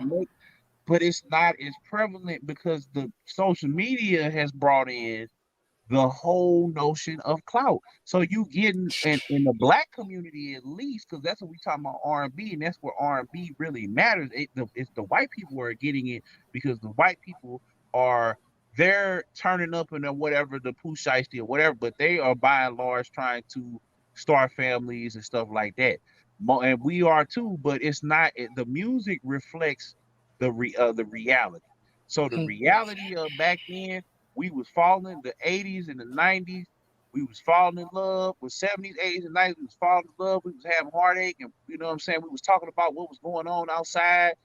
Rest in peace, Marvin Gaye. We was talking about the things that was happening in our community. We still do. But I'm saying, but it wasn't. But back then, you had black labels that wasn't owned by white subsidiary and companies. You had more guys. You had your Russell Simmons going out here getting the bags of money from doing shows, and they kept flipping the money over and over and over and over and over again and getting out there. You had Luke Skywalker out there with. He had the booty bounce bass music, but then he brought H-Town when knocking the boots. You had R. Kelly out in Chicago flipping his tapes and singing in the middle of the street. And Killzown, let me just say this. It was more grassroots. I hear you. I hear everything you're saying. But none of that shit matters today. And I'm going to tell you why. Okay. I am subscribed to multiple different bitches on YouTube. Let me not use bitches. I'm subscribed to multiple different women on YouTube. White, Asian, Indian, Pakistani. Yeah. 1 million subscribers. Mm-hmm. Plus, you want to know what they do on their channels? What? Do covers of Disney songs. Okay. Now, you name all these black artists who are stuck doing shit the dumb way. There are guys who rap about anime who got more subscribers than these artists you name. Yeah. My frustration is these artists keep trying to swim upstream the hard way. There's no need for it anymore. Back then, you're right. You had to sell shit out the corner store out your trunk. You don't have to anymore. If niggas like Jake Paul can make rap videos, have people right there. Granted, he got on for other shit. But if these people can do this, why aren't they? And the only thing that comes to my mind is, one, they either don't realize they can do it this way, or two, they letting people keep thinking they have to do it the hard way. And that's infuriating. But I'm saying, if you're trying to be noticed on the mainstream level, YouTube is one of the ways to do it. I mean, yeah, but it ain't no bruh. It is the second largest website outside of Twitter, Instagram, and TikTok now. But people want to go to the main stage. They not trying to have those YouTube careers. Like shout out, like you just named Krissa, Slick, Otaku guy, my guys. Shout out Mega Ran. People ain't trying to have those things. That's why we just had theirs on. I don't know if you watched the whole interview, both of them. I know they was kind of long, but we really dive deep into that. Like people ain't trying to be, they trying to get to that level. So they get lost in the shuffle of I'm trying to be on that level because that's where they feel like the money is at. They don't know that they can set their YouTube, and a lot of them did. Like Bryson Tiller came up off of SoundCloud. When he put Don't on SoundCloud, he went viral off. That of makes no SoundCloud. sense to me when most of the people you just named about 10 minutes ago came from YouTube or SoundCloud. But my point, that's what I'm trying to tell you. They didn't want to stay there. And you can't get it. Ain't got nothing to do about staying there. But I'm saying it's very rare in an instance like a Lil Nas where it was so big to where the mainstream said, okay, we gonna go get Miley Cyrus, Billy Ray, and we're gonna throw him on this song and we're gonna throw it on the radio and it's gonna go. There's a reason for that though. But I'm saying you can't get those the R&B artists I just told you. They have those cult followers. They have those people. Now you might not be privy to them because why? They not promoting them as much. They're not promoting themselves as much, and they're not making hot enough music. Well, I mean, that's the reason they ain't pop mainstream. Okay, well, there you go. First, but I'm saying, how do you get there? Putting out more music. Okay, well, what's a platform for more music? SoundCloud, YouTube. Next. Okay, well, let me say this about Brent Faiyaz. Now he was on that song "The Crew," right, with Gold Link, and you know the song. I ain't gonna sing it because you know they're gonna block it. But she see money all over you. That was him. So he came out at the same time. He had the song called "Too Fast," which was in Atlanta. They played that song, even though I'm right. Like he had some songs, but you had to be into them. Like every artist ain't gonna have out the gate. They gotta work towards that big song. They might get thrown on a big song, like I just said with Brent. Got through on there with Gucci Mane, Gold Link, and Shot Glizzy, and then took off. You might get on like Corey Lay. Matter of fact, you seen what happened with her. She got the Better Days song, and Lil Durk is on the remix, and everybody is singing and parrying that little part on Instagram and TikTok. You know what I'm saying? She got the Big Purr song, whatever, but she ain't got there yet. And a lot of them, she just came out with her big song Damage. You know what I'm saying? I'm finna be the asshole. They ain't gonna get them. But I'm saying you want people. It's people that's making dope music. You might not find it dope unless it hit to that critical mass to where it's like, okay, I gotta get on there.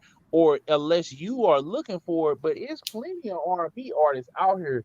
But in order for them to get there, they gotta have a super like Bryson Tiller or like Tory Lanez. If they don't need somebody to push them like that, bro. I just told you I got YouTube bitches. This is not about music. They just trying to have a relationship with their kids. But I'm saying them people that got the millions of subscribers, they not on a mainstream. They are. Oh, okay. But their bitches touring right now. Well, okay, yeah, because you ain't checking for them because you're doing it the old-fashioned ass way. No, that's what I'm saying. No, I listen to literally everything. I listen to. Bro, no, you don't. Yeah, I do. No, you don't. I can send you some K-pop shit right now. You be like, "What the fuck is that?" No, you don't. I know what DPR is. Come on, bro, get out of here. Get out of here, bro.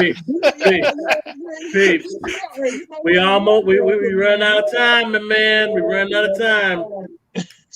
But I'm just saying, no, this is a debate because when it comes to music and when it comes to art, but I'm just saying coming from the perspective of Prince, right? He was frustrated with what? The labels. I don't think he was frustrated with labels. He said it. Why would you make his whole thing? Because but you got to look at his critique. If his critique is you have a bunch of white artists using the blueprint that black people made to get on, that critique. David Banner said that, but the thing about it is, you can. I mean, the labels came up with that concept, and those artists who Bullshit, came bro. from Disney, and all of that, they wanted to go to the next level. They was in the right place at the right time. They did the right songs. The music was popping. We was all on it, and then till B2K came along. Then we rolled the B2K wave. Then we rolled. There was shit before B2K. I'm talking about that time that he made that statement. B2K hadn't came out yet. So my whole point is, cause see me, I ain't defending Justin Timberlake. I'm just saying. Oh, then what are we talking about? Fuck Justin Timberlake. We good then. No, but we can move on. You uncovered the conversation that we was talking about earlier. Like I said, me and Darius was talking about it last week and the week before, and I wanted to talk about it with you because I wanted to get your take on it and Serizaku take on it, because this is Beats and Bitz. We talking about the you know what I'm saying? We talking about the change in music. And so what I'm saying to you is, Breezy, it's so much music out there, and so much music that's out there that me, you, and Serizaku ain't gonna listen to the same thing. Sir, you gonna listen to like the people on YouTube that you find interesting. I'm gonna listen to the people on YouTube. I got so many apps on my phone. I got the Chop the Screwed app. I got Audio Mac.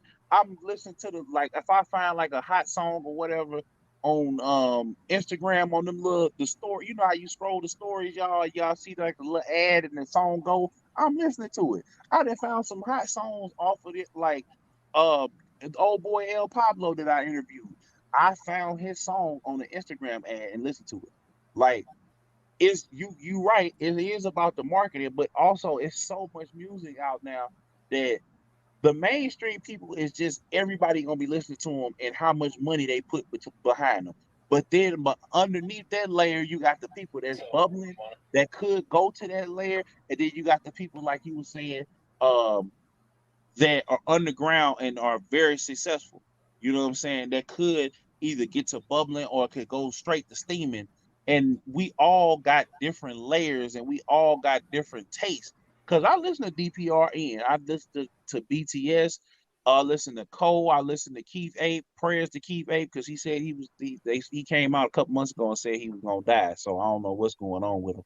But you know what I'm saying? Like, I listen to a whole bunch of different people. Now we might talk about, like I said, Lil Durk, Lil Baby, the prevalent stories or whatever on the show. But when it come to, like I said, I've been spending that DPRN for like the last 2-3 months. I've been listening to him and DPR live.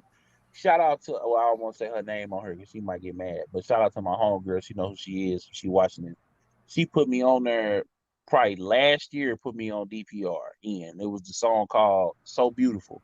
So it's like, we all got different tastes in music. We all love what we came up off of, and there's no denying that our generation was the last great generation of music. But we can't get mad at my whole thing with Justin. Okay, he made some lame moves, right? He just lame in general. We can't get mad at because we keep putting it out there and we don't control it and we don't own it. And so we keep getting, and then our producers don't stay with us, and our producers don't stay, our record labels don't stay with us. You got our record label owners are holding hostage the man. They was just going in on Diddy a couple weeks ago about Black Rob, and they was going in on him a couple years ago. So what he do, the Bad Boy Anniversary Tour, he still ain't paying nobody the money. We love Diddy, we respect what he did for the culture, but we got to be honest with we be our own worst enemy when it comes to being mainstream. We could be like, why isn't Tech 9 mainstream? There's a simple reason for that. Because Tech is on man. You can't tell Tech what to do. Okay, well then that's what I'm saying. We can't complain about the mainstream when we know what the mainstream is and how it's controlled. And we can't complain about mainstream, my guy. Mm-hmm. But we need to make our own stuff mainstream. We don't. We already.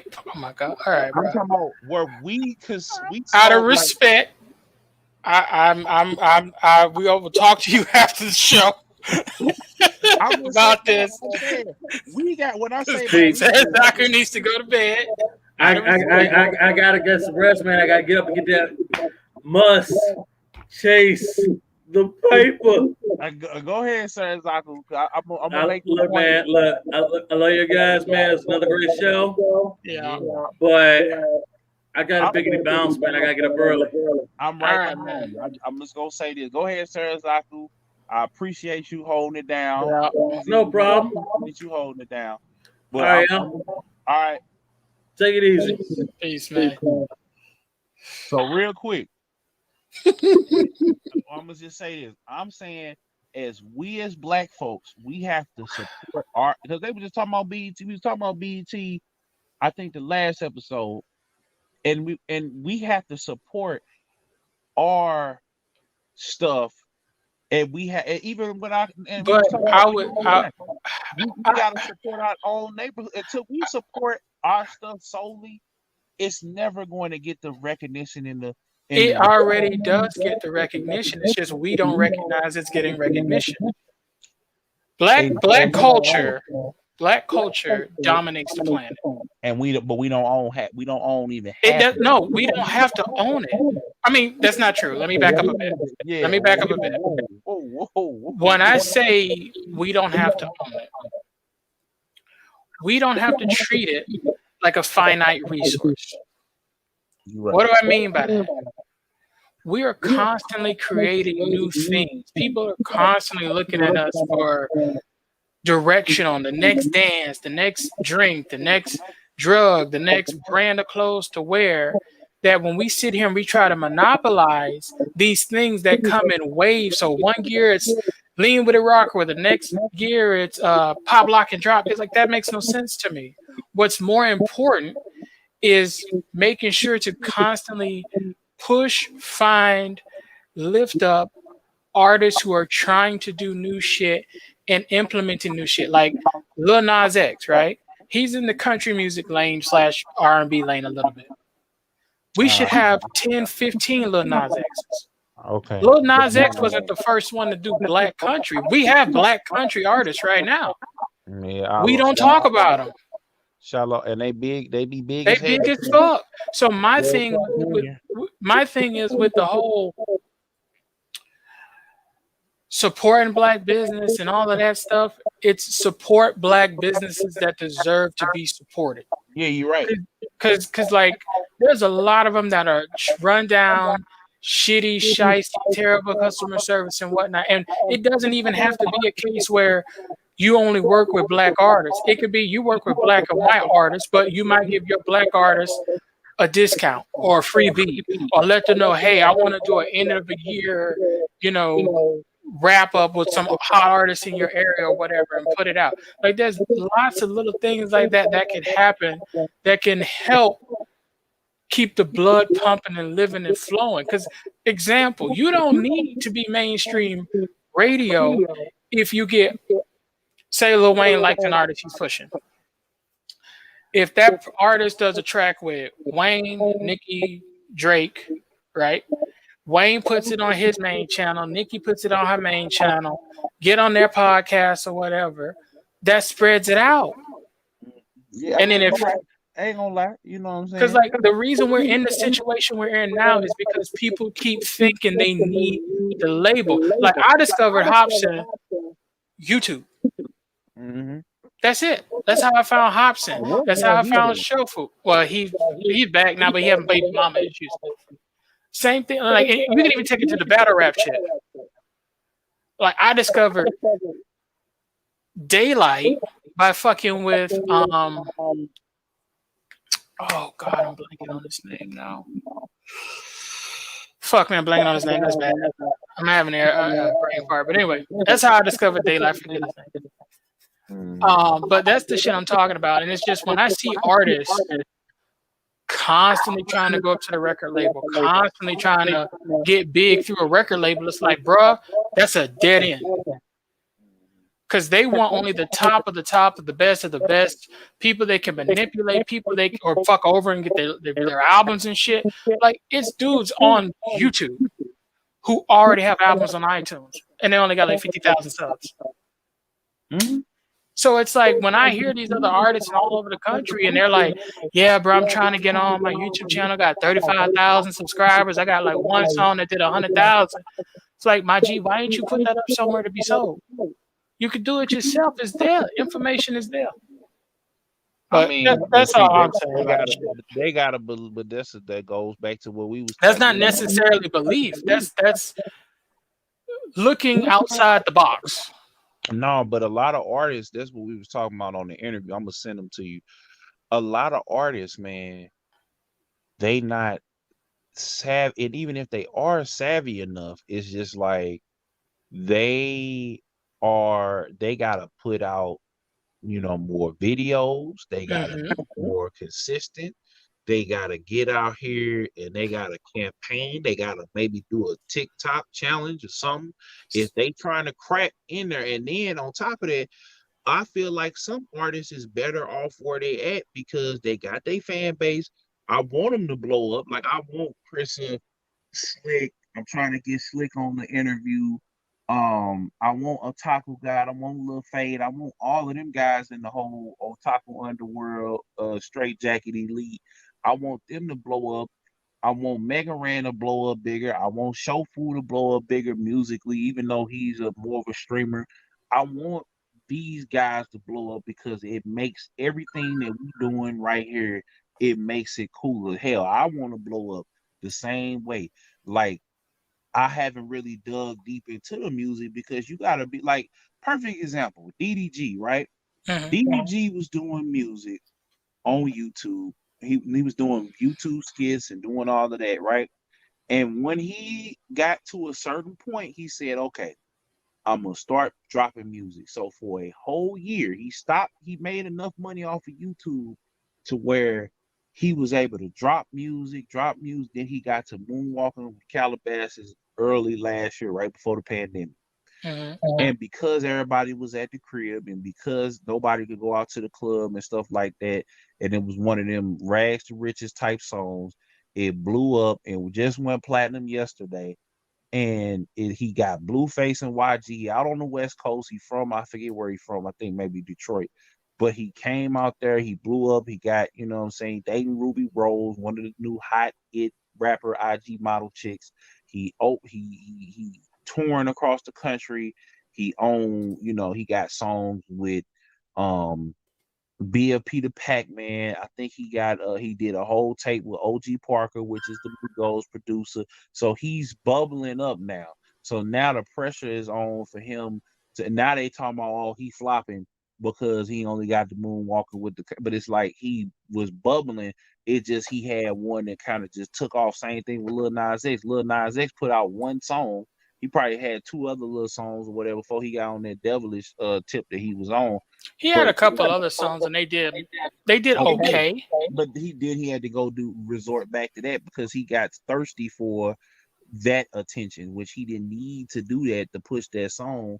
He could have just put that song out and did, because we already knew where he stood as far as, his orientation and everything else like that. And when I mentioned that earlier, and he's a fucking troll. I mean, I know that, but I'm just saying, like, I mean, peace and respect to everybody, just to let it be known. I don't judge nobody and what they doing. And same thing I was saying about with Pimp C. You can't get mad about, recipes to Pimp C, but it's like you can't shoot them bullets across everybody because it makes you come all like with the whole Kwame Brown and Tommy Sotomayor thing. If Tommy, fuck Tommy Sotomayor. I'm saying, like, he came out and started busting shots at Kwame, and all he had to do was what? That's because like Tommy wants the views. Okay, but that's just like me remember when I was telling you, man, I'm finna interview hip hop, and it took me like 3 months to interview hip hop. We was going through the little beef and drama with them other guys, and like I was just like, man, hold on. And then you was like, man, I don't know, he might be siding with them or being whatever. I'm like, man, Tor put him in the game or whatever the case may be. But I said, man, just hold on. He gonna do it. And he did it. Not once, but twice. So it's just a thing of certain things with certain people. you know, if you don't like them, cool. You ain't gotta mention them. But it like Pimp C and Prince before him, rest in peace. They wanted the views and wanted the attention to what they was talking about, which they was just upset about how the game was being ran. But when Which you is fine. okay, but they got duped by the game and they realized it wasn't all as cracked up to be. So, like I said, I'd rather not some of these artists that we naming and these people that those YouTubers that you telling me blow up, because once they blow up, because like look, like perfect example, right? Big Crit. Big Crit had underground, mainstream, and now independent success. If you're not a Big Crit fan like I am, you think look, Big Crit that fell off. But meanwhile, he doing the song for Madden. He did the song for MLB The Show. And He's selling out his tours. His and people are albums. coming at Joyner the same way. Same. I mean, perfect. Another perfect, great example. It's the same thing. Like he had a phenomenal. Same thing with Tory. Now Tory was underground, mainstream. Now he independent, and they was trying to cancel him because he was independent. I feel like that was a setup, and they dragging this trial out because you know he didn't do it, and he fighting it. He gonna hold on tooth and nail. Because the game, once you become mainstream and once you start taking these folks' money, they don't like it when you try to throw it back in their face, because they feel like if we didn't put this money behind you, you wouldn't be a household name. You might have been a YouTube star, but everybody, just because you're getting hundreds of thousands of millions of views, don't mean that your mom and them that's gonna flip through the channel that might hear that song or might hear it on the radio. Because we ain't made it to a full digital transition. After these next two older generations, then yeah, when we in our 50s and 60s, yeah, we will be fully digital. I think we are. I think one more generation. Okay, Because yeah, you got consoles trying to be completely digital, and with all these different platforms and streaming services and bills and legislation to remove data caps and shit, you're gonna get more people doing things digitally. And artists, I feel like this is an us issue.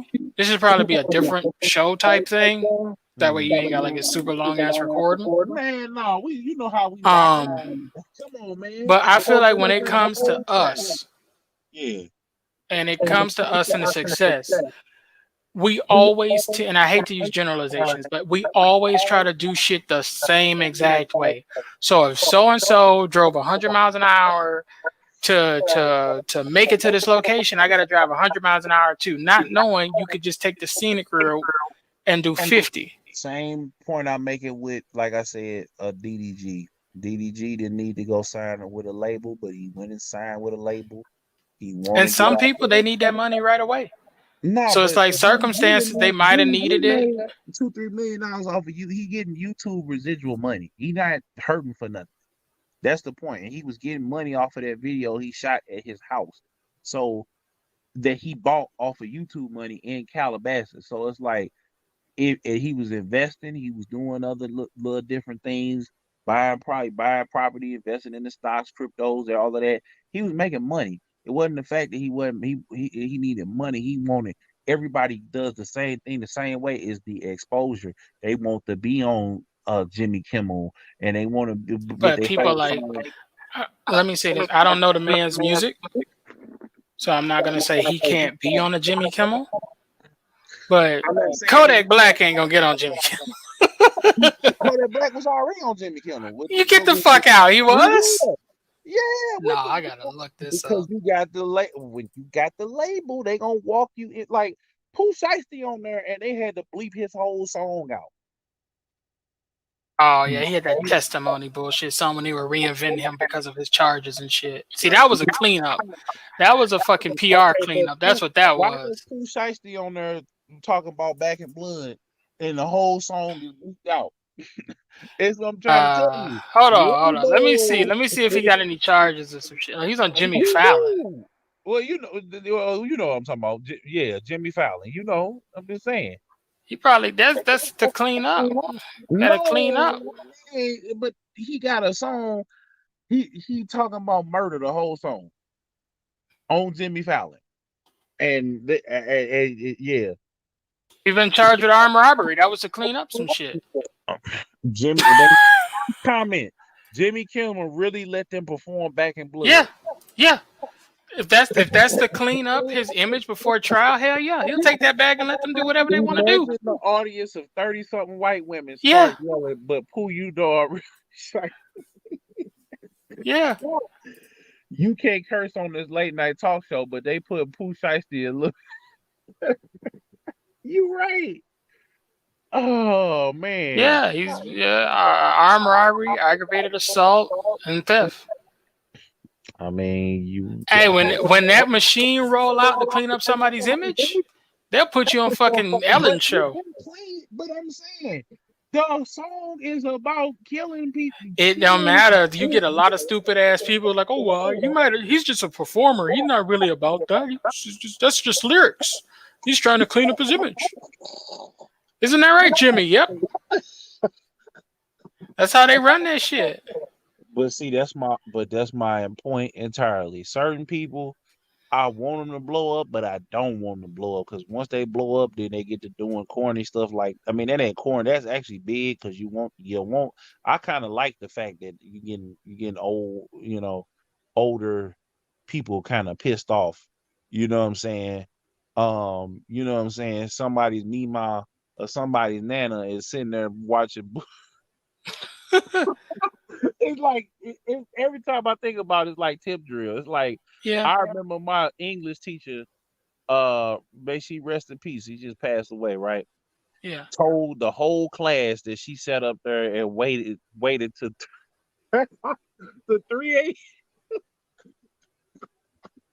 And then wait a minute.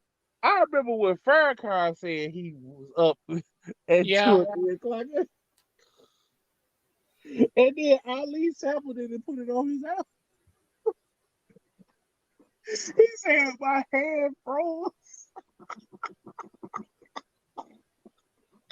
And looked dead into the camera. So it's part of me that likes, you know what I'm saying, with older people, they get caught with their hand in the cookie jar when they be going in on you and be saying, oh, how could you be, be saying woo woo, and then you find out, you know what I'm saying? Yeah. Maybe on that. But I feel like this was a good discussion, Breezy. I mean, all our discussions be a little heated, but at the same time, I mean, it wasn't heated. It's just it was microwaved. Yeah, it was microwaved. My thing with Justin Timberlake, sure, Prince shouldn't have made those comments, yeah. But you got the whole situation with Janet. Yeah. You got the situation where Michael Jackson didn't want to work with him. And then after he died, he made the song with his lyrics. And then he went on an interview and said, pretty much now that Prince is gone, he's the new Prince of R&B. That's unacceptable shit. Like, he was out of pocket. He's beyond out of pocket. Like, you do that to Michael, who never really said anything about you. Yeah, I mean, right after he died. I mean, it's the same thing like we were just talking about with DMX earlier, and we was talking about the whole rollout for the album. Yeah. People don't like, because of stuff like that, and because of the whole XXXTentacion thing when they put him on with Recipes Lil Peep. People don't like posthumous albums like that. They should have been promoting that as soon as, because the whole thing with X being let when because of the quarantine, that was like probably the worst thing that happened, for him, because him not being around his family and stuff. It's like with Kanye, same thing. Some people just got to have a lot of attention. You know what I'm saying? Sometimes I could be like that, but you got to learn how to cope. And it's I don't know. I mean, Swiss did all he could do, because I didn't like. I felt like. Go ahead. No, I was gonna say I wish they would have delayed it until like summer. Yeah, they could have, or they could have did it in the winter where it wasn't. Yeah. This is something. But at the same time, no, he had already said it, so they wanted to strike while the iron was hot. They wanted to make sure it was out. He wanted to be out. It was around the same time he wanted it to be out. Your boy Lloyd Banks is back, but we're gonna talk about that next week though, Breezy. I gotta go and get up early. Lloyd Banks. So yeah, and 50 ethered him. So I mean, All right. you gotta go listen to that audio book he put out.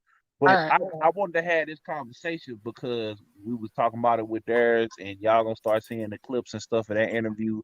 And speaking of which, I want everybody to go check out CMW Hayes' latest video. Yes. Change for a change, and we out of here, man. It's another classic episode.